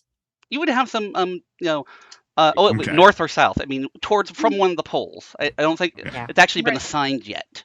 But I was just say, yeah. I was about to use my set the anchor point, which I'm already at the top of the tree, so it doesn't matter, to like tie up a rope or something so that our engineer and our surveyor can shimmy on up and figure out A, where the West Ocean is, and B, where our cardinal directions are, maybe using both like a great zero device and a better vantage point. Yeah. Oh, I like that. Setting up things so other people can get up easier. Yeah. Okay. So I'm tying my rope, and boop, boop, boop, boop, boop, and then I'm coming down. Sounds good. So, okay, so we've been doing a bit of exploration, a little bit of work in terms of kind of setting up ropes, and getting we've got some maps being drawn, and that sort of thing. Do you guys want to do more basic work, in terms of figuring out the area, or do you want to move more towards setting up your various books? I don't see why we can't do both. Uh-huh. Right. Like- I have a terrible idea. Landris has to do the book writing. Yes. That's on him. Celia can't help with that. So, and we do have to make this look good. So she is perfectly, basically willing to keep working on this assignment for a while he's setting up all the stuff. Sure. Okay, so let's Should we? Go ahead. Sorry, it's just that we were talking about having our book to our office somewhere else. Should we send off a party towards one of the other forests, and that we can kind of mark out so we know which forest we hid our book in? So I have a thought. Oh, go ahead. Oh, I'm getting. Somebody else is about to talk, so I said, go ahead. Must have been you. Okay. So we're supposed to be, per Tellin, we're supposed to be going to the West Ocean. So if we head towards the West Ocean and find some other forest or something much further in the westerly direction, and we put the quarantine book west, and then we come back here and we head towards the easterly ocean and go way, way, way that way. So we're far, far east from the Lincoln point. We should have a far less likely chance of being discovered with our little secret stash. I forgot that Landris has to go to both because he's the only one who can. Yeah. I'm Unless you just figuring. write the second book later and we just go hide the office book. I don't know. Well, see, that's the thing is like you want the linking book to probably logically, right? Looking at it from a bureaucratic standpoint, where checks and balances, and Landris is paranoid because he thinks Tellin is probably gonna keep a closer eye on us this time, even if they're not watching us right now, right? If they send another team through, and it took us 3 days to place this book, but it's only a half a day's walk west, what were we doing the other 2.5 days? Well, why do we have to move west to place the? Like, I honestly think that Adani would expect to be able to return exactly where they came in, right? So unless you're going to provide, you know what I mean? Like, unless you're going to provide something because we haven't decided if there's a good spot for a settlement. Yeah. You would be wasting books. This if is you wrote for a random Lincoln point just that happens to be west. If it wasn't good, like I would just write a book right here for people to go in and out at the linking point that everybody has the linking book for, including the Guild of Maintainers. And then once we find something with promise, then you would be writing that book. See, I was more thinking the further west we go, because we're supposed to be heading west anyway, and they're so caring about the West Ocean, it's more of a counter to preventing us from being discovered and accidentally like, well, we're just going to head east and see what's over here, you know? Yeah. Well, because if they're like 2 days away walking, then it's much harder to find us. Whereas once we do the initial like 2-day setup, we can just go boop, boop, back and forth between the two from our office. Yeah, but they already have, like, they could link in where we are now because that's where the main book. So links let's in, think. right? Let's think about this a little bit. It's about time. We should take a break, a bio break, Yeah. and that sort of thing. People want 5-10 minutes. Is there a preference? 5 minutes? Is that good for everybody? Yeah. Sure.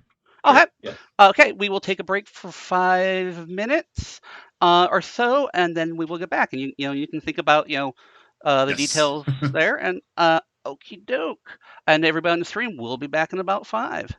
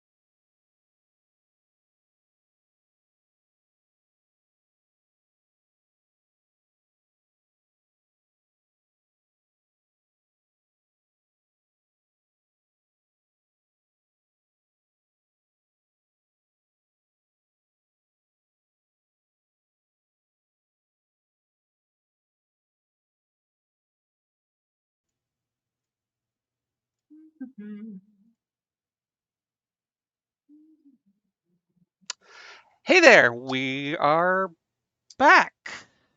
How, and hopefully everybody had a good break there. Um, we are gonna, move on with the story here, and so we are in our little cops there. Um, and so let's nail down, the basics of, are we gonna write a book here, uh, and are we gonna set up anything else here? I vote that it's more practical to just do the book here because people will be coming in and out here. There we go. It sounds like We can make adjustments later if necessary. That's true. Yeah. And we still are apparently highly caffeinated, so you could totally like fashion something way quicker. I should change that into caffeine over hangover soon or something. Withdrawal. Yeah. Yeah. Okay. Don't worry, we can fix that. Okay, so we're gonna Laundress is gonna write the book that's here back to the maintainer quarantine. What are the rest of y'all doing?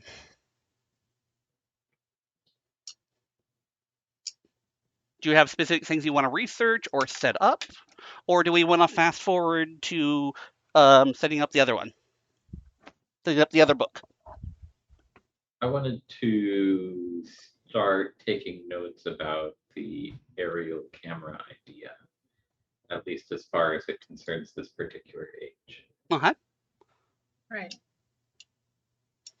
Yeah, having a wind-driven vehicle would be a bad idea. You'd never know where the sucker would end up. Exactly. There's a prevailing wind. Yeah. There's definitely also the opportunity for somebody to scale that rope and get a quick little map sort of sketched out from the top there. Yeah, definitely. What's Celia doing? I was gonna say that because she's invested in mapping and exploring the place. If is Landris going on to another copse to hide the other book, do the next book? So I'm still thinking we'll head east, the opposite direction of where everybody else is gonna go, and so we'll puff it that way once we're done. Are we doing that now or later? Because I guess what I'm saying is I'm not sure if we're all traveling in a pack to the next set of trees over, or if a couple people were going to stay here and look at this one, and then like Landris was going to go over to write the book, and then maybe Celia would go with him. Oh, so 100%. Like if if there's no, okay, I'll ask it in character. Aha! When I was at the top of the tree, looking to what is likely east, was there anything that seemed gravely life-threatening for a possible solo expedition that direction? Nothing that you didn't see anything out of the ordinary or anything threatening. There are things in that direction that you can get to with with a good hike. But yeah, I mean, you don't see any problems. Because it's definitely one of those, we want it out of the way. Yeah. So if Landris spends the better part of like maybe the day, maybe into the evening, maybe even partially through the night, just walking one direction and finding a good spot, then he can link back to where this book is, where everybody else is. And then they don't also have to make that big journey. It means Landris is kind of just like do while everybody else is having fun for a little bit, which is okay. Somebody else could have his back, though. Well, but if he's not going to die, everybody else can have fun exploring here. Yeah. It's more of the thought process there. He's going to get out there, and then that giant bird's going to sweep out. I mean, you're like, oh. I mean, Landris will have linking books with him. Yep. Yeah. I can always panic Relto. Right. You know? Right. And obviously he'll leave some of the linking books here too, so that no one's left That without makes anything. sense. Right. Like, cause you guys are gonna have the quarantine book, and I can always leave a spare back to the office here real quick. Mhm. Just in case. And then go with the other one back to the office wherever I'm going. But then that way also we are good and segregated from anything that Yeah. could be Guild of Maintainers related. That Makes sounds sense. So without impeding y'all's ability to do other fun things in this grove of trees or other nearby groves of trees, because my thought process is the guild of maintainers, they come in and they're like, well, maybe we'll go check out a couple of groves of trees that direction just to see what they missed, and then stumble upon our stuff and be like, well, wait a minute, what is all of this noise? You know, I'd rather make it so they really, really got to go out of their way to find us. Sounds good. So you're going to be doing that. Laundress is going to be doing that journey for a bit. So we've got our four the four rest of the people here. What's the sort? I mean, what is it that you want to accomplish here? Is there anything specific that you want to accomplish besides general, surveying and such? I'd like to find a good place to hide the lockbox that's going to have our. Sure. Yeah. I mean, there are lots of places here that you can do that. Yeah. Okay. Yeah. Start with that. Wait, isn't the lockbox not going to the other crops of trees? I thought we didn't need a lockbox here because this is just going to be the official link back point. That's a good point. So right. We just need Landers like has a a lockbox. Yeah, that's true. Okay. Laundress has a lockbox. Yeah. All right, there we go. just need something that's going to keep we need to build like one of those little wape stone kind of covered spots where I'll figure it out when I get there. Realize that, oh, there's a linking book in here. Yeah. There you go. So yeah, we could like. I'm thinking of in forests. You know how sometimes you'll find those like small little caves where like a root's gnarled up and there's a pit under a root or something that we could dig a little hole and fill in and build into a shelter. And Celia still wants to maybe find a trickle of water or figure out where it's coming from underground. So she's up for helping the others explore for let's find somewhere to put our official Guild of Maintainers linking book here, and let's see if we help. While we're doing that, maybe we'll collect other fungal or plant samples for Kenneth, and basically let's just treat this like it's our actual mission. Sounds good. What's Tomei doing during this? Yeah, I think Tomei's not very interested in spending much time here. I think she wants to spend the minimal amount of time that we can to just kind of show that we've done our due diligence and set things in motion. And so basically anything that will get us closer to just like, okay, we're going to link back into the quarantine now, pass through the maintainers, and then actually do what we want to be doing. So I think probably helping to, if we're like carving out a little spot to leave our book back to Denis, to the maintainers quarantine. She's just helping with that effort. Oh, and you said you also had the Kenlin book with you, right? I do. Yeah. If I get very bored, maybe I'll. Do you want to take a look at it? Yeah. I mean, given that the day was starting and things were starting to develop over there, sure. So I'm going to say that you guys have been putting in a good chunk of time in getting things set up. You have a little space for you've got a little shelter there for the official book to go. Laundress is on his trek to the east. Pilgrimage.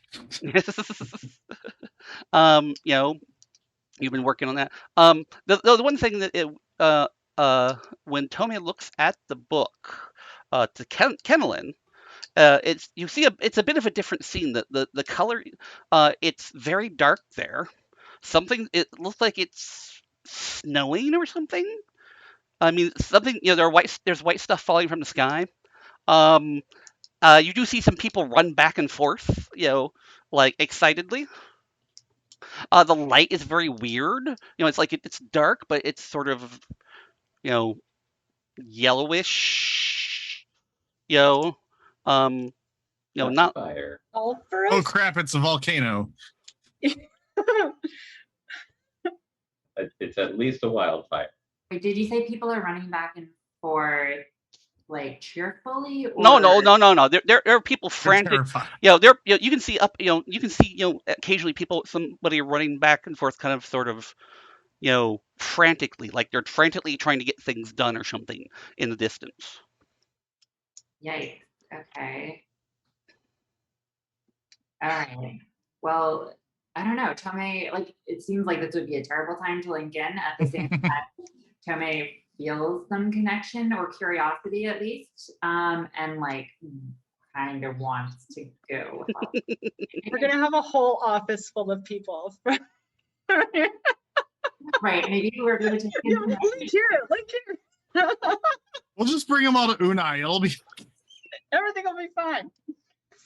Yeah. But we don't know where their book to Unai is. no, but we still have one. Oh, right. In the office, yeah. Yeah. Okay, so what are people doing? I mean, like I said, Laundress is still out of pocket for a bit, Yep. but Well, if we've already taken care of the book, seems like an emergency situation. you do have your D's on, so of course you can't communicate. Yep. Right. You also still have the other linking book back to the office, just in case there's a problem there. Mm-hmm. So you could bring that book to Kettle. Yeah. Yeah, I think what I want to do is tell people what I saw and propose that we do link into Catalan and then create, depending on like what's going on there, maybe intentionally create a public kind of bridge back to our office, if it will help save people. But I think I want to make sure that, I mean, this is like our only book to Catalan, and I think we just determined that Landris took the lockbox with him, maybe. So I don't know. I want to make sure that we have a good, safe, hidden place to leave this if we're all going into it, unless someone wants to stay behind and keep an eye on it. I mean, you could just link back to everybody, link back to the office and link into Kindle from there. We should do that because there should be another linking. Unai would be better because we don't for sure know these people. Yeah. Of course, that would leave a linking book to the office where you are. They probably know where the food and the places to stay are on Unai. Okay. That would be, I mean, I know I said the office first, but that would be crazy. And I don't think many Dunny would be like, totes, let's get like a whole civilization into our office, right in the cavern. Yeah. No one will notice. Everyone will notice because you have to feed those people and you have to like, people make noise. It's also not clear that these people have a good relationship with the Denise, so maybe Well, that's I mean, and remember, you don't know exactly what's going on. Though you just see what's going on through the linking panel. So maybe it's a party. Like, oh, I mean, not that, but you know. Is there? If only there was a way we could burn a few fate points to make that other like safe haven age already available. Well, we may talk about that in a little bit later, but. But what if we started with Unai, because they probably knew about Unai. Like we can ask when we get there. Yep. Yeah. Just remember we only have safe. Yeah. Just remember we only have one linking book to Unai right now. And that's at the office. And if it gets destroyed in Kennelin, then we have no other way to get back to Unai. And they'd be stuck there. Oh. Is there any evidence looking at the linking panel of whether these people have linking technology? Does anyone seem to be linking in or out? Nothing that you see there, no. Okay, all right. Yeah. I would assume if there's a linking book there, people would be scrambling towards the linking panel. Yeah. We're gonna have to bring them back to our office, aren't we? Well, I mean, once again, you don't know what's going on there. Right. Well, so what you could do, oh man, there's like no time. Okay, Toma, ha. Obviously, I'm not really there, but well, I mean, Toma totally has a secret spot where she's hiding stuff, right? Yeah. So clearly, you go back to the office and you get these people to kind of link into the office kind of nearby Toma's place. And you just say, okay, now quickly go into that one, right? And just like shuttle them back through to Unai through our book that's in the office. So then our Unai book doesn't get destroyed or compromised. So now, mind you, if there's a bunch of Gilda maintainers right in there with Tellin, they're going to know something's up. But what are the other options, you know? Because I haven't gotten a chance. Like, Landris hasn't learned enough about the art yet to write a book yet, and we haven't gotten the one from Devlin yet. So we can't just keep them in the office. They got to go somewhere. And remember not to overthink things. I mean, like I said, you guys are making huge linking plans and based on things, and when you haven't actually seen what's actually going on. Maybe we should just go check it out. Yeah. I mean, brainstorming is a good thing, but don't let it take over everything else. What was that other age? Clearly, we just need to send them to. It's like Lost Hope or something like that, right? It's Lost Hopes. Yeah, we'll send everybody to Lost Hopes. Yeah. Yeah, there we go. An age Where are we we haven't sending you, seen that Lost we know Hopes? is compromised. Yeah, everything will be fine. Yeah, sure. So- I'll link into a place called Lost Hopes. Yeah. Well, they can't read Dunny, right? Yeah. We don't know. No. You haven't talked to them. That. It says good hope. Good hope. Yeah. I hope somebody else has really good rapport when you link through, because Landris ain't there. Oh, it'll work. So okay. No, So what? no. Okay. So you guys are gonna. Are you guys gonna link from the office to Kenlin, or are you Well, link from where you are? We might need safety gear, right? Yeah. Like Office. yellow light is bad. Really? I mean, you do Yeah, have Go like that. back to the office. You do have that gas mask stuff, and Yeah. you're gonna have basic. First you're gonna have basic first survey gear already. Yeah. Are we all agreed though that we're gonna go to Kenilyn? Yeah. I think this Shaman? would, yes, I think we should go. There is Okay. something going on. Through the office might make sense Yes, because we have more options from Yeah. the office. Sounds good. I agree. And do Go we to the definitely have at least 2 copies of the office linking book with those of us who are not landers, so that we can go back to the office, and then when we go to Kenilyn, we will still have at least 1 office book with us? Yeah, I mean, there's more Yes. stuff in the office if nothing else. Yeah. I've written a bunch of the office linking books just so we Okay. don't have to spend an extra like 20, 30 minutes every time we want to link somewhere. Right. We have a good stock. Okay. Yeah. Okay, doke. So who's going first through into Kenilyn? From the office? Yeah, Uh, probably. I was thinking Tomei probably. Yeah, I'll probably find a safe place to kind of like a nook to put the book in where we can all reach it, and Yeah. I'll go. Okay, so you link in. The air smells of sulfur. Yep. The white stuff falling from the sky is ashes. And you can see that you're standing in next to a clearing next to this little village. It's sort of standard foresty sort of area, and there is a big mountain kind of on the other side of the village, in the distance, and there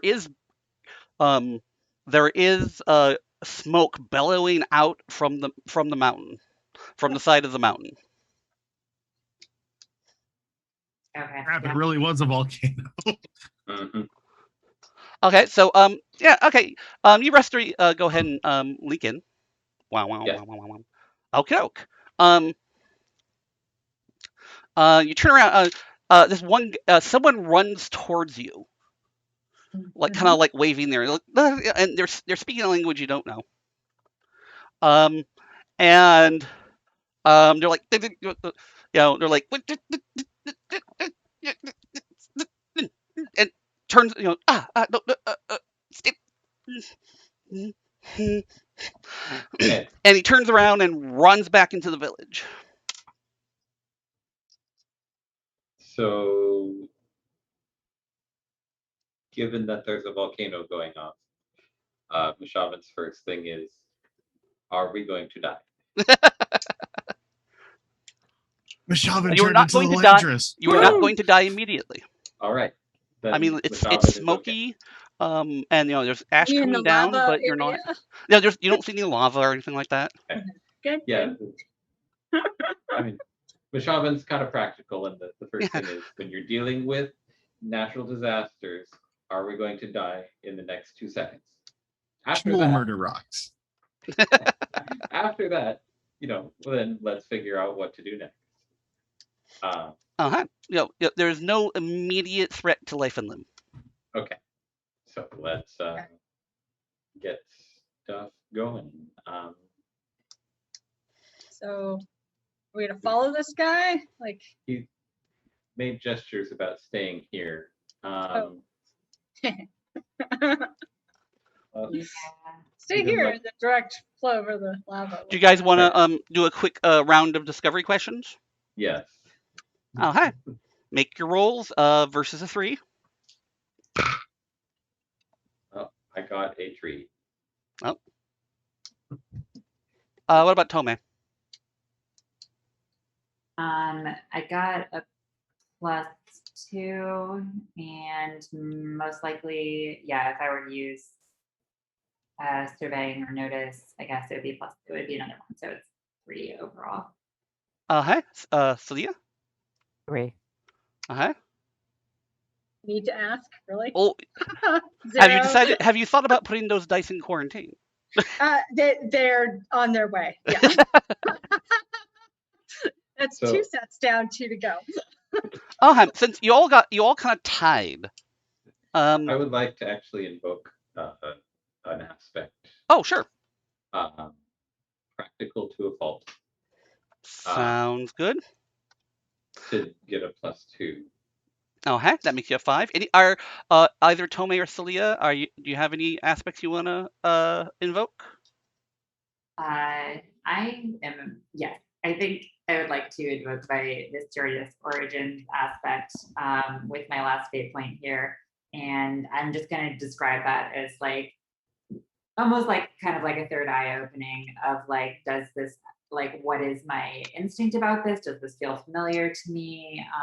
Like, what are my intuitions about how things are working here? There's going to be some interesting side effects of that. I mean, I'll allow it, but it's not sort of. It's a little. There's going to be some interesting side effects because you're invoking your mysterious origin, and so now your mysterious origin becomes suddenly very important. So, if you want to spin the point, then just that you're bringing your mysterious origin into the story. I see. You're saying that basically I would be declaring that this is my mysterious origin if I'm using it. You're declaring that your mysterious origin is now an important part of the scene. Now, I have an idea of what that will be, but it's the question is, does that bother you or not? No, I think that's good. I think that's what I want. Although it's a little traumatic for that to be tied to volcano erupting on this town, but yeah. Okay, doke.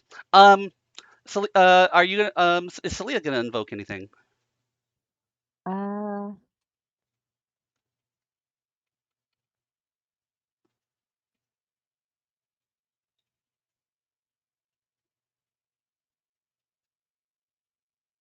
I mean, this.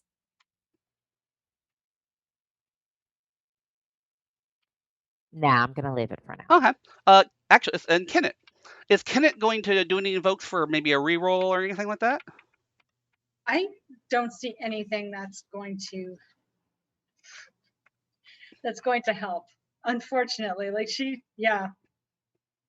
I did not build her very well for this kind of play. No, she's got nothing. Okay. Okay. So we'll Mashavin and Tome both have 2 questions.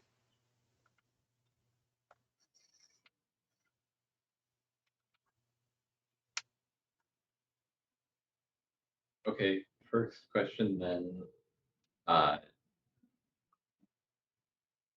Is the volcano like just now erupting? Is this like post-eruption lava flow threatened stage? So there's something really strange about this. The smoke is coming out kind of at a weird angle off. It's not coming out at the top or anything like that. It's kind of venting out. It's kind of coming out the side. There doesn't seem to be any indication of lava. And there's something not natural about this. This doesn't seem to be a natural eruption of some sort. This was set on purpose. They're trying to wipe out their workforce and nobody. They went to Unai. Yeah, they went to Unai, discovered we found this book and it's no longer there, and they're trying to cover their tracks. Totally. This is our fault, guys. So, Whoops. Mashavin has 1 question. Tome has 2. Tome, you got any questions at the moment? You are muted. Sorry. Yeah, 1 question. Is there any evidence of past eruptions of the village being constructed in a way that is, eruption proof to any extent. Any indications that they would expect this sort of thing? Yeah, and that they've even weathered it before and been okay. Not really any at all. Okay. Okay, what is everybody doing?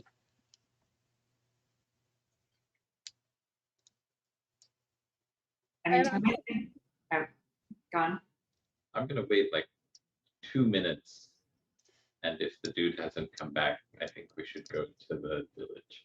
Yeah, 100%. Like I'm not Like standing. he was over telling us stay, maybe, but I wanna not stay. I wanna go see what's happening. You do see a couple people kind of gather towards the village direction. There's lots of gesticulating in your direction. Someone who is like kind of motioning people like that. And a bunch of people are gathering things up. Boxes and baskets and stuff. And have gathered, so there's some person who's gesturing around, and everybody else has gathered up all these baskets and boxes and stuff, and they're all sort of like hurrying towards you with them.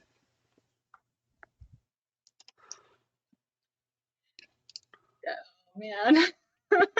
Oh boy. Are you expecting us to get them out of here, or are they trying to deliver us a tithe or a harvest or something?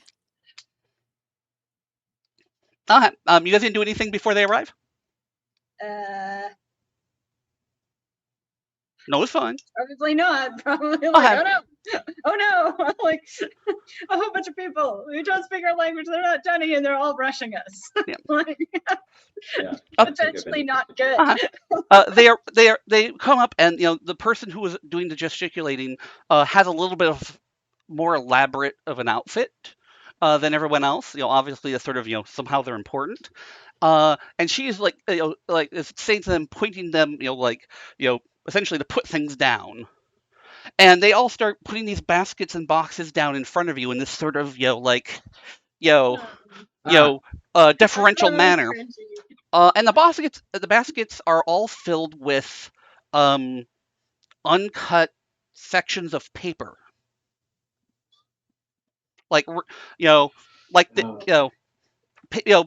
paper in the midst of being made and being prepared.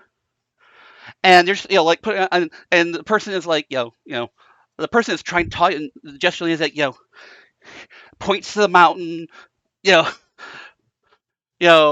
pointing to the boxes, kind of like trying to appease the angry god. Okay. Yeah, boy. Only Good thing we have Congrats, an y'all are engineer. all again now. Hey, engineer, you got an idea to like make this mountain stop exploding? Because it seems to have started exploding not by itself. So maybe there's something we can do to make it not explode and like avoid all these people. This might be a stretch, but do we think there's any chance that equipment we brought back from Kellen with the electromagnetic field could somehow interact with this mountain, this volcano, because it certainly seemed to interact with land masses in Kellen. There's some possibility. Who knows what the actual effects might be? Clearly it would work because there's iron right in the mountainside, and so you just gotta with the magnet field there and seal it back up like you're stitching together back a rock. Hold up a sec. So the person who's in charge, obviously, kind of like points a couple people, says something, and they run back into the into the village for a moment. Are you guys still just kind of waiting around or trying to? So I think we need to figure out what happened up at the mountain, because standing here is not going to help us find that out. Kenneth, you look like you have an idea. Yeah. The paper. Mm-hmm. She's gonna send Landris a quick D message asking him what linking book paper tastes like. Can I get a D message cross age? Yeah. Does it work that way? Yeah. Okay. Yes. So now here comes the question: has Landris ever tasted a linking book paper? Probably not. Never So tasted So he's gonna pull out first. He's gonna. So first he's gonna. Oh, It's like, is this a joke? no. If Kennett's actually asking him, there's probably a reason. Because Kennett doesn't just. The only time Kennett's really ever been not copacetic is when the brownie was involved. Yeah, when she drugged you. Right. But clearly she couldn't have drugged my linking books. Right? Usually she likes to watch So the effects of her. if there was going to be something, so he quickly kind of takes a look around to make sure he's not being followed. And then he's going to pull out first the linking book back to the office that's already written. And he's going to lick one of the pages of that. And then he's going to take out the blank one and lick the page of that. He's being very methodical. Very scientific. To see if there's a different flavor. And then he is going to, as best as he can, transcribe this taste to Kennett via the D. She's gonna be scrolling forever, right? Just like, yeah. Oh, never mind. I mean, but she's gonna, yeah. Meanwhile, like after like 10 minutes have gone by, you guys are already like. So either if she doesn't care if she has time to taste it now, like she's gonna grab a page and wait for Landris's response. But when you grab the page, everybody kind of goes. She's just gonna stuff a piece of paper in with her because she doesn't know for sure if it's special paper and she wants to know. Yeah, when you grab the page, they all the people kind of like hold their breath. Sorry. And they're all kind of looking at you, just sort of like, not like they are waiting for a reaction from you. I'll wait it in my hand and like try to be like really try to look like I know what I'm doing about paper, I guess. And then like I guess I'm gonna have to taste it now and then like look pleased and put it back so that nobody freaks out. So she's totally gonna just like and then be like, yes, very, like and like place it back and like they all sort of mutter to one another. Yeah. Another person comes running from the village and comes up to you and because the bow's like, Sora, paper,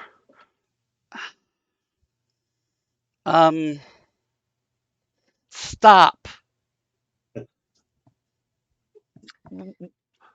Give we paper you stop mountain.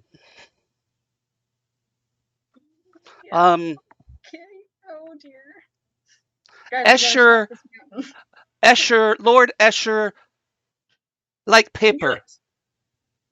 Involved. Lord Escher, like paper. You stop mountain.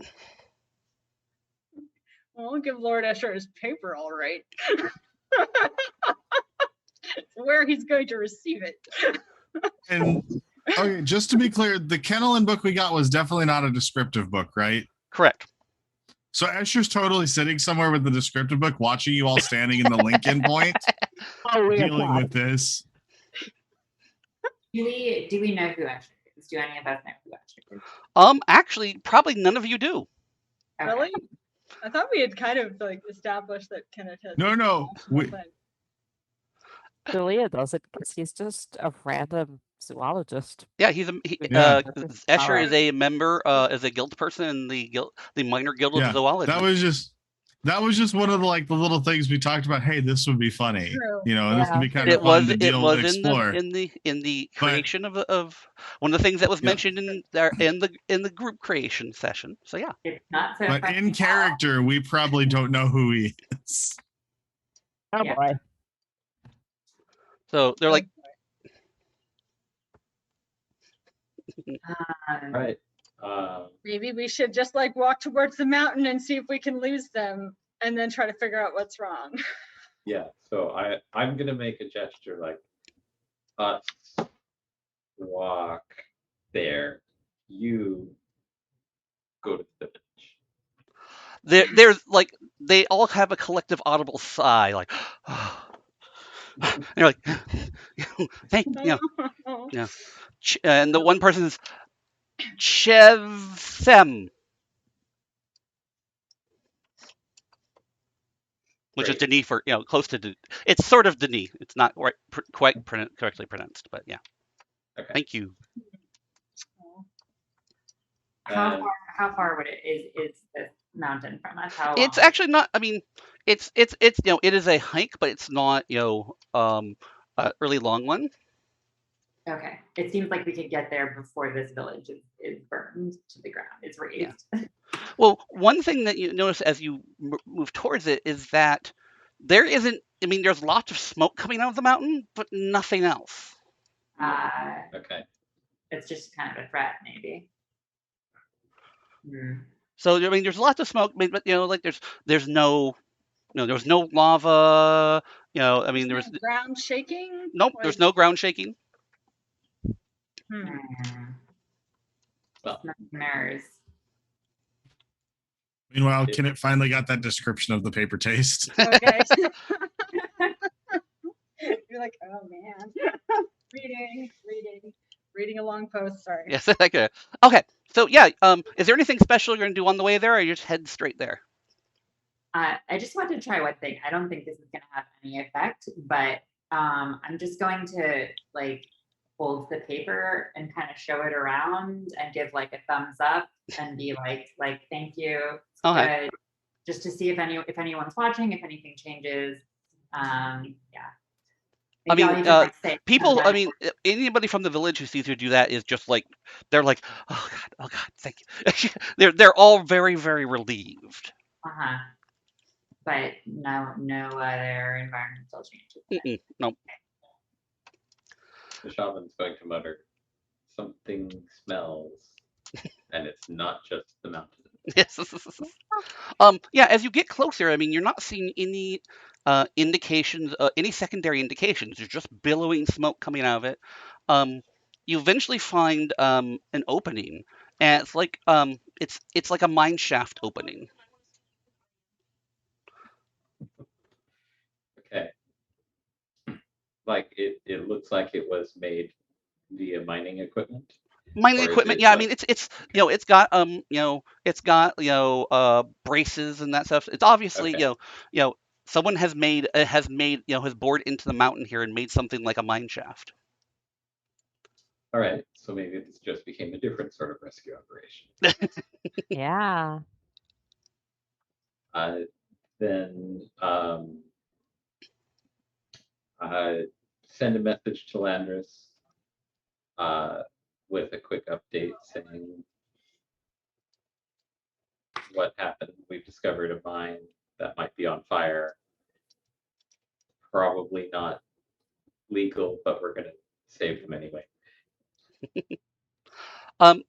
Landris, if you want to spend a fate point, we can say that you have gotten enough time to do your thing, and then you could possibly link in through I've got an idea of what I want to do with this book, but I don't know how feasible it's going to be.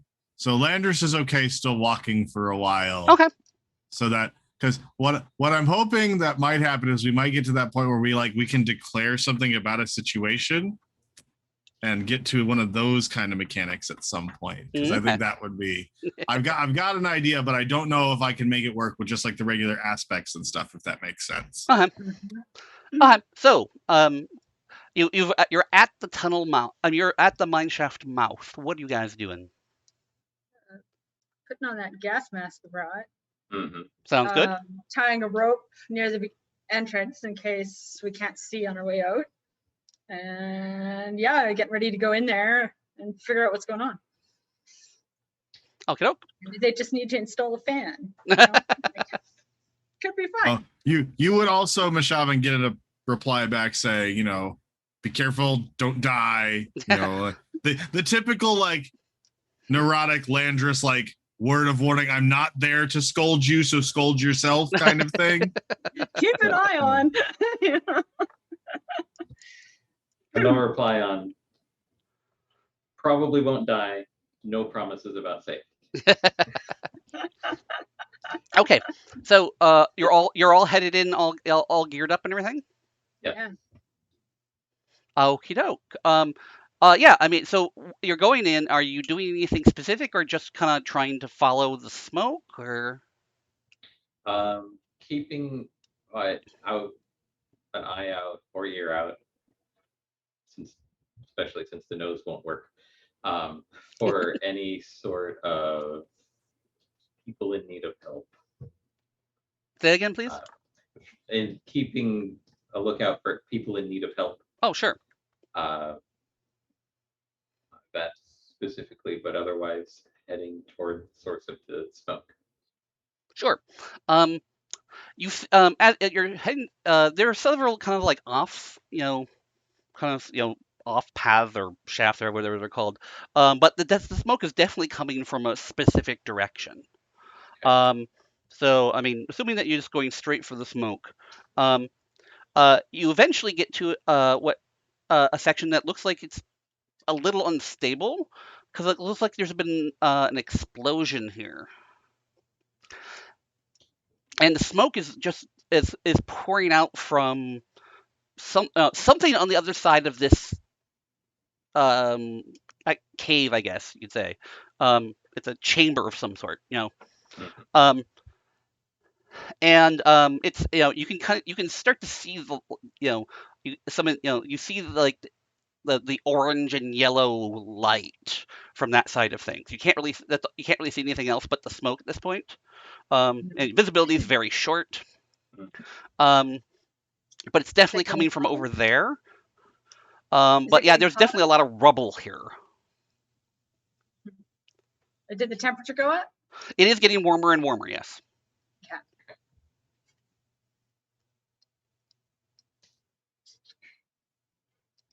Great. So could just be lava on the other side, but we don't know if the collapse set off the eruption or if the collapse is a result of something. Yeah. Right? So you said it looked like there had been an explosion of some sort. Yeah. Mm-hmm. Like the murder rock explosions? Purposeful? Yeah, I was wondering that. Is there any evidence that similar patterns of explosives, It's very difficult to tell in here because of the visibility and Right, the can't heat see. and that sort of thing. Hmm. But as you're walking, Tomei, your foot hits something. all right. You look down. There's a body sprawled out below you. Obviously, been it's been burnt and it's there's blood and the whole 9 yards. Oh shoot. Oh God, everyone. Hey, there's a body here. Can we get some light on this? I Oh, Yeah. fire marbles. Right. Oh, man. I guess my first thing is just to like, is it very obvious that this is a dead body, or is there any chance that there could be signs of life if they were to take this? It is very obvious that this is a dead body. They've they show all the all the signs of being in some sort of explosive accident. Wouldn't be lucky enough for it to be the body of Lord Escher. So I think it would be good to move said body out of the way, back up the tunnel a little bit, at least. kind of like to know how they died. Exactly. So Yeah. you all are So grabbing move the to body and moving further out from away from the smoke, source. so we can see, right? I think maybe 2 people should take the body, and maybe 2 people should start searching the room as much as possible for other bodies. Yeah, for survivors. Yeah. Celia will be one of the people helping drag the body. Okay. And I will search for survivors. So who's searching and who's dragging again? Is this Celia's dragging body? Tomei, you said you were searching? Yeah. I would like to search as well. Okay, then I'll help carry a body. Okay. Okie doke. So you guys are dragging the body up. There's a number of there's equipment. There's burning tables and stuff like that. A lot of it's on fire. Or has been recently on fire, or it's charred. You do find it looks like a Denis journal. It's mostly burned, but you can make out you can in the smoke make out that there is some text on it that you can actually read in someone's handwriting. Will it be destroyed if we move it? It will not be destroyed if you move it. No. Okay. Then there's not a huge amount in it that you can read, but there is some stuff. okay. Well, Probably when it's not in the middle of a fire. Exactly. Grab that, put it in the bag, and keep looking. Tome, you find a what looks like the pieces of a device that looks familiar. That sort of hand scanner device. It looks like that, but looks like someone smashed it, or it has been smashed. It got caught in the explosion, sort of thing. Dang. Beyond those two things, there isn't much else to find there. I'm not going to make you make rolls and stuff for it. But I assume that equipment is too damaged right now for anything to happen if I were to put my hand on it. Yeah. Okay. So we could Is it too damaged to possibly be repaired by a Mashavan later? That's Yeah. hard to tell in the middle of smoke and fire. Mm. and then like use the equipment to block the entrance. Yeah.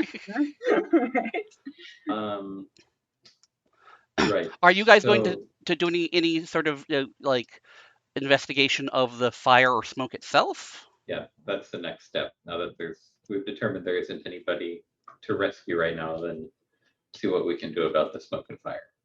Okay, doke. Are you guys going to regroup back to where the body was drugged? I think. Or are you going to move ahead or what? Well, now that we're closer to some of the source of the smoke and fire, can we get a better vantage on whether it seems to have like originated from a single point or and burst out from there, or I would have to have you guys make a surveying roll for that. okay. And that's gonna be kind of hard. It's gonna be a hard one, so it's gonna be a difficulty of 5. I'm not the one to ask for that. So Yeah, I'm not at 5. All right. So then I guess we should go regroup with the other two and discuss next steps quickly. Sure. I'm going to carry the messaging equipment if I can. Yeah, absolutely. Okay, so when you guys drag the body up, are you guys doing anything to check the body, or once you get to a what you feel like is a safe place? Yeah, I want to see if it looks like it's a dunny body or if it looks like it's someone. I mean, I don't know what people native to this age look like, but we know what fellow dunny look like. Okay, so yeah, you get the body, turn it over, you get kind of a clearer look at it. This person resembles Tome rather significantly. Oh. They are wearing Denis clothing. Unfortunately, it's very burnt and such, so you can't find any like guild insignias or such on it. But it's definitely the remnants of kind of what you would expect to be kind of standard Denis clothing. It's male, older. So I want to know if they died from the fire or like smoke inhalation, or if they were offed. Do you have medicine? I do have medicine. Make a medicine roll. Out of 4. Against a 4. Come on. Oh, I have 3. That would be a good time for an aspect then. Yep.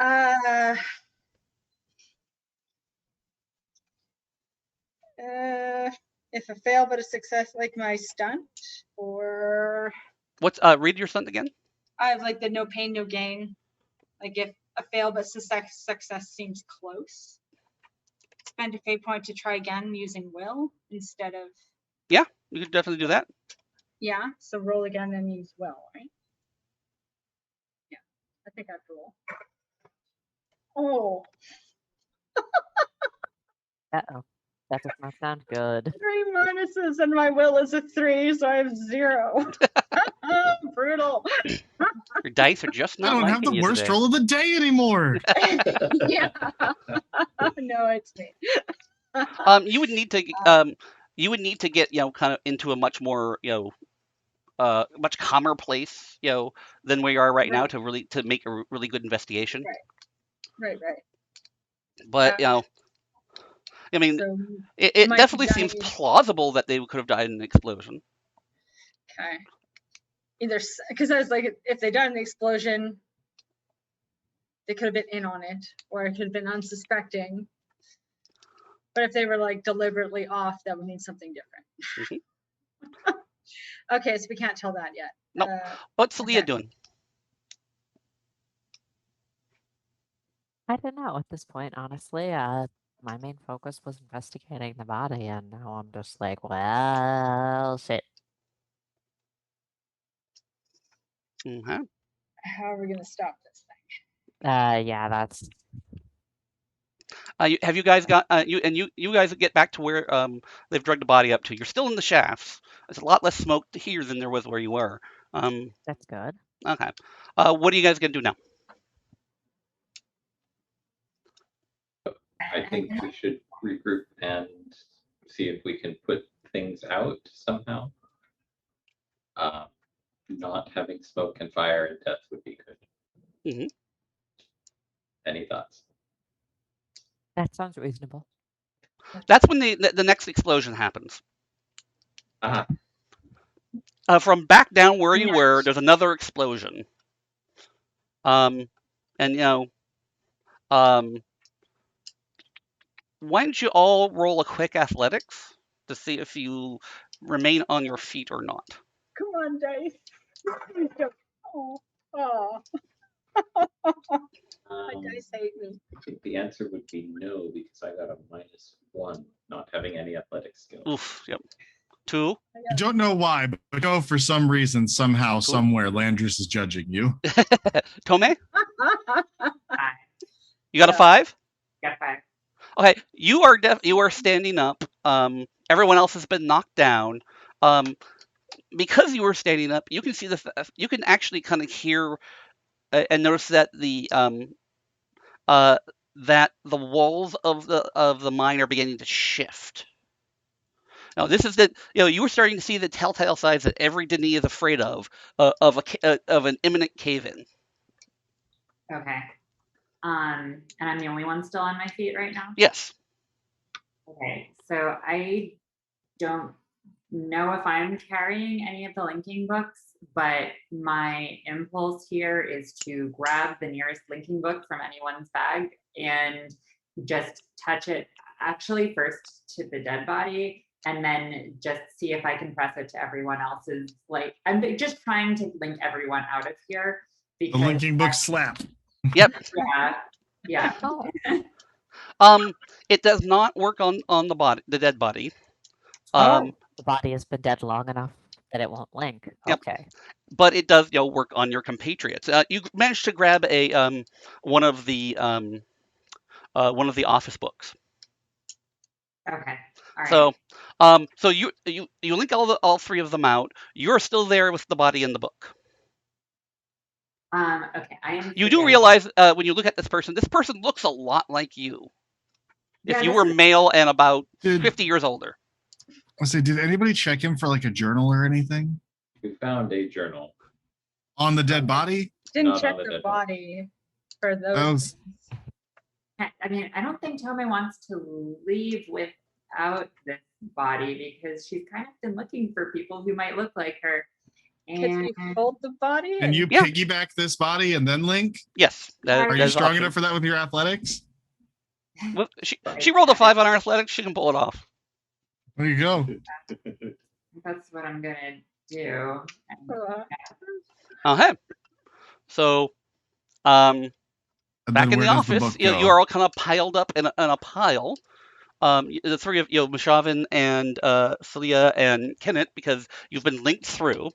And then there's another linking sound, wom, wom, boom, and then thud. There's Tomei and a dead body. On top of us. Yep. Now, wait, did Tomei link like so that the book would be destroyed or no? Cave-in was probably going to happen, right? She hoped, I mean, everything seemed like it was caving in and on fire, but she did not have like mental bandwidth beyond that. to plan. Yeah, I mean, that's definitely an escape from deadly situation. Man. So yeah, it's very quiet here. Laying on the bottom, pull out D. Back at the office. It's gonna be one hell of a set of explanations if that book don't get destroyed. Yeah. It's like the barest description ever. Not, we almost all died and we have a dead body at the office. Everything is fine. Everything's fine. I don't know what you're talking about. We can totally BS this. Like clearly one of these Kettlin people like found the book. And that's clearly what happened, right? Yeah. Okay, so it's very quiet in the office compared to the roar of fire and the sound of falling rock. Wow. Oh, I assume you get enough to at least get off top of each other. And what are you doing? Wow. Just taking a moment. Yeah. I feel like we should clear off the center table and like show the body some respect. Yeah. I'm not carrying it upstairs, but it can go on like Laundress's table. Sorry, Laundress. Yeah. Oh, yeah, we have the two big tables. I mean, I'm just waiting for the inevitable knock at the door while you guys are examining a dead body. We have cameras, we have locks on the door. And a warning system. Kenneth, you have 35 fate points. Quick, use them all. Go. Oh, sorry. I hit it accidentally hit a key. But yeah, that's what Kenneth would suggest is putting the body somewhere. Obviously, she still wants to know the answer to her question, but she also doesn't want to leave the body on the floor. That doesn't Okay. Yeah. So you get the body up. It appears to potentially be a dunny, another dunny. We want to have some respect. Yeah. So Okay. Mishavan will send a message to Laundress now saying, "Back at the office, none of us died." That's gonna help. Just a little inflection. Look, just a tiny little underline under us. Yeah. Oh God. But now I feel bad. We're totally. I want to go back to Laundress real quick here. You've been doing your thing. I don't have anything that it's going to happen to you there, so you can kind of link back in anytime you like.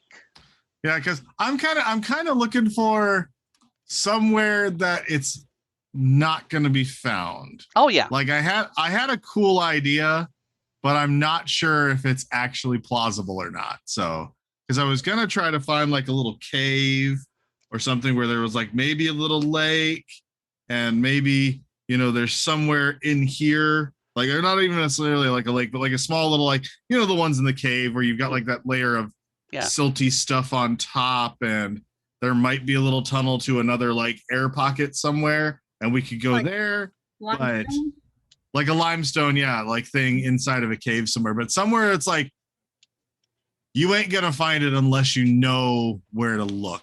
You can find a place. Okay. You're pretty certain. All right. All right. If you want to like come up with the specific details of the place you found, we can work on that. But okay. It's not a problem. All right, perfect. So yeah, he does that eventually, and so he links back in whenever you're ready for him. Actually, I'm going to continue with the rest of the party, and you can decide to link in at whatever point you like. Okay, perfect. Yeah, because I'm just now riding the linking book back to our little safe spot. Yeah, and then I'll come back. So and then I'll just womb at some point here. Okay, so back to the office. You've got your new friend respectfully put up on a table. And what next? Yeah, I think Tome will, do the kind of like shutting the eyelids thing. And she's taking like a long, hard look at this person, and she's not really like searching, like looting the body for anything. Yeah. But I assume if like she would probably notice some things if they were there. She's kind of just seeing what, if anything, she can identify and intuit about this person. I mean, it's pretty standard. He was wearing pretty standard Denis clothing. He had a satchel, but it was, it's burnt mostly. It's like, it has kind of like the remnants of a satchel, still kind of slung over him, but most of that's been burnt or ripped. Um, broken Denis goggles. Um, yeah, I mean, not really much here. Let's say there's no guild clothing or guild symbols. Um, it's not particularly, rich, clothing. It's definitely, I'm going out to get some work done sort of clothing. Nor is it particularly low quality or such, as far as you can tell, because, it is burnt and ripped. But so yeah. Maybe that journal will have a bit more of a lead. Right. So I would like to bring out the journal and carefully lay it in my workspace and carefully go through it, trying to not damage it any further and see what there is to see in it. So there's kind of two sections to the journal that you can kind of put together. There's one that's sort of, a bit more whole and has some prose in it, and then there's another section that just kind of like looks like someone was drawing some figures and some tables and stuff like that, and that's just sort of like, there's a page here, a little bit here, a little bit there, that sort of thing. The first part talks about working with someone called the priestess. And there's references to the Temple of the Tree,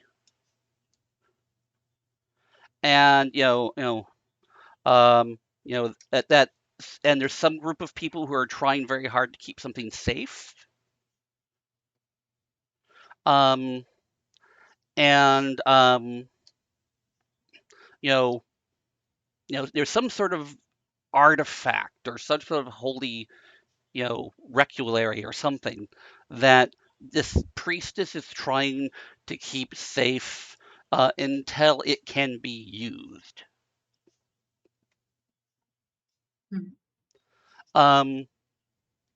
The other fragments, like I said, they're very fragmentary, and I am putting a link into the chat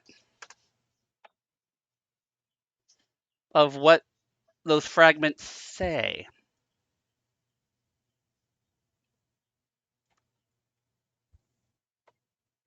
Scan through mentions of lost hopes. For people on the stream, if you actually, let's go ahead. It's not. It's a little long, but if people want to read off a couple of them, so that people on the stream kind of know what you're looking at. Sure. Sure. This is interesting. Something illegible, and it says, and I agreed to hide the 3 keys in 3 different ages: Lost Hopes, Heller, and Ishna. That way they would be hard from the hidden chamber in Denny. Even if some found the location, the locking mechanism is well hidden in one of the walls. And there's a seemingly maybe a follow-up to something like, check the hidden chamber. Easy to find even past the cavern walls, as it is on the Great Zero line. We confirmed illegible. Tomorrow, we hide the keys in the ages.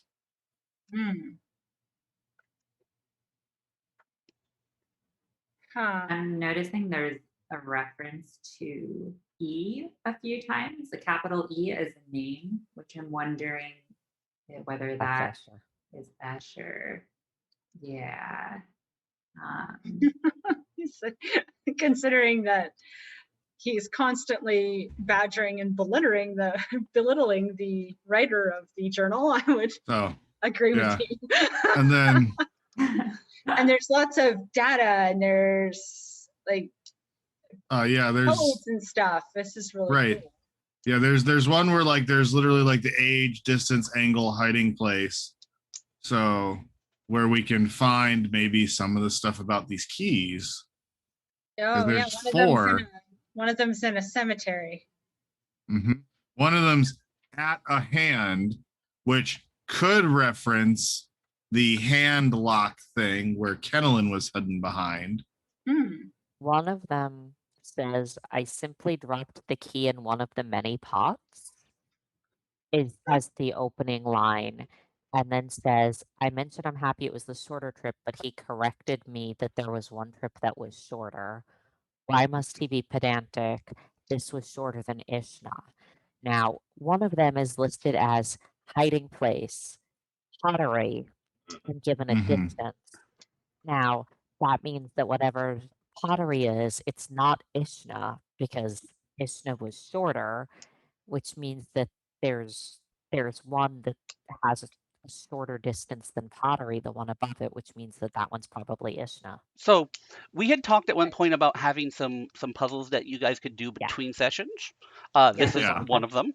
Whether it will take you very long or not, it's a different question entirely. But this is something pretty, and I'll probably actually put it in into the link into the chat in the live stream as well, so that people can look at it.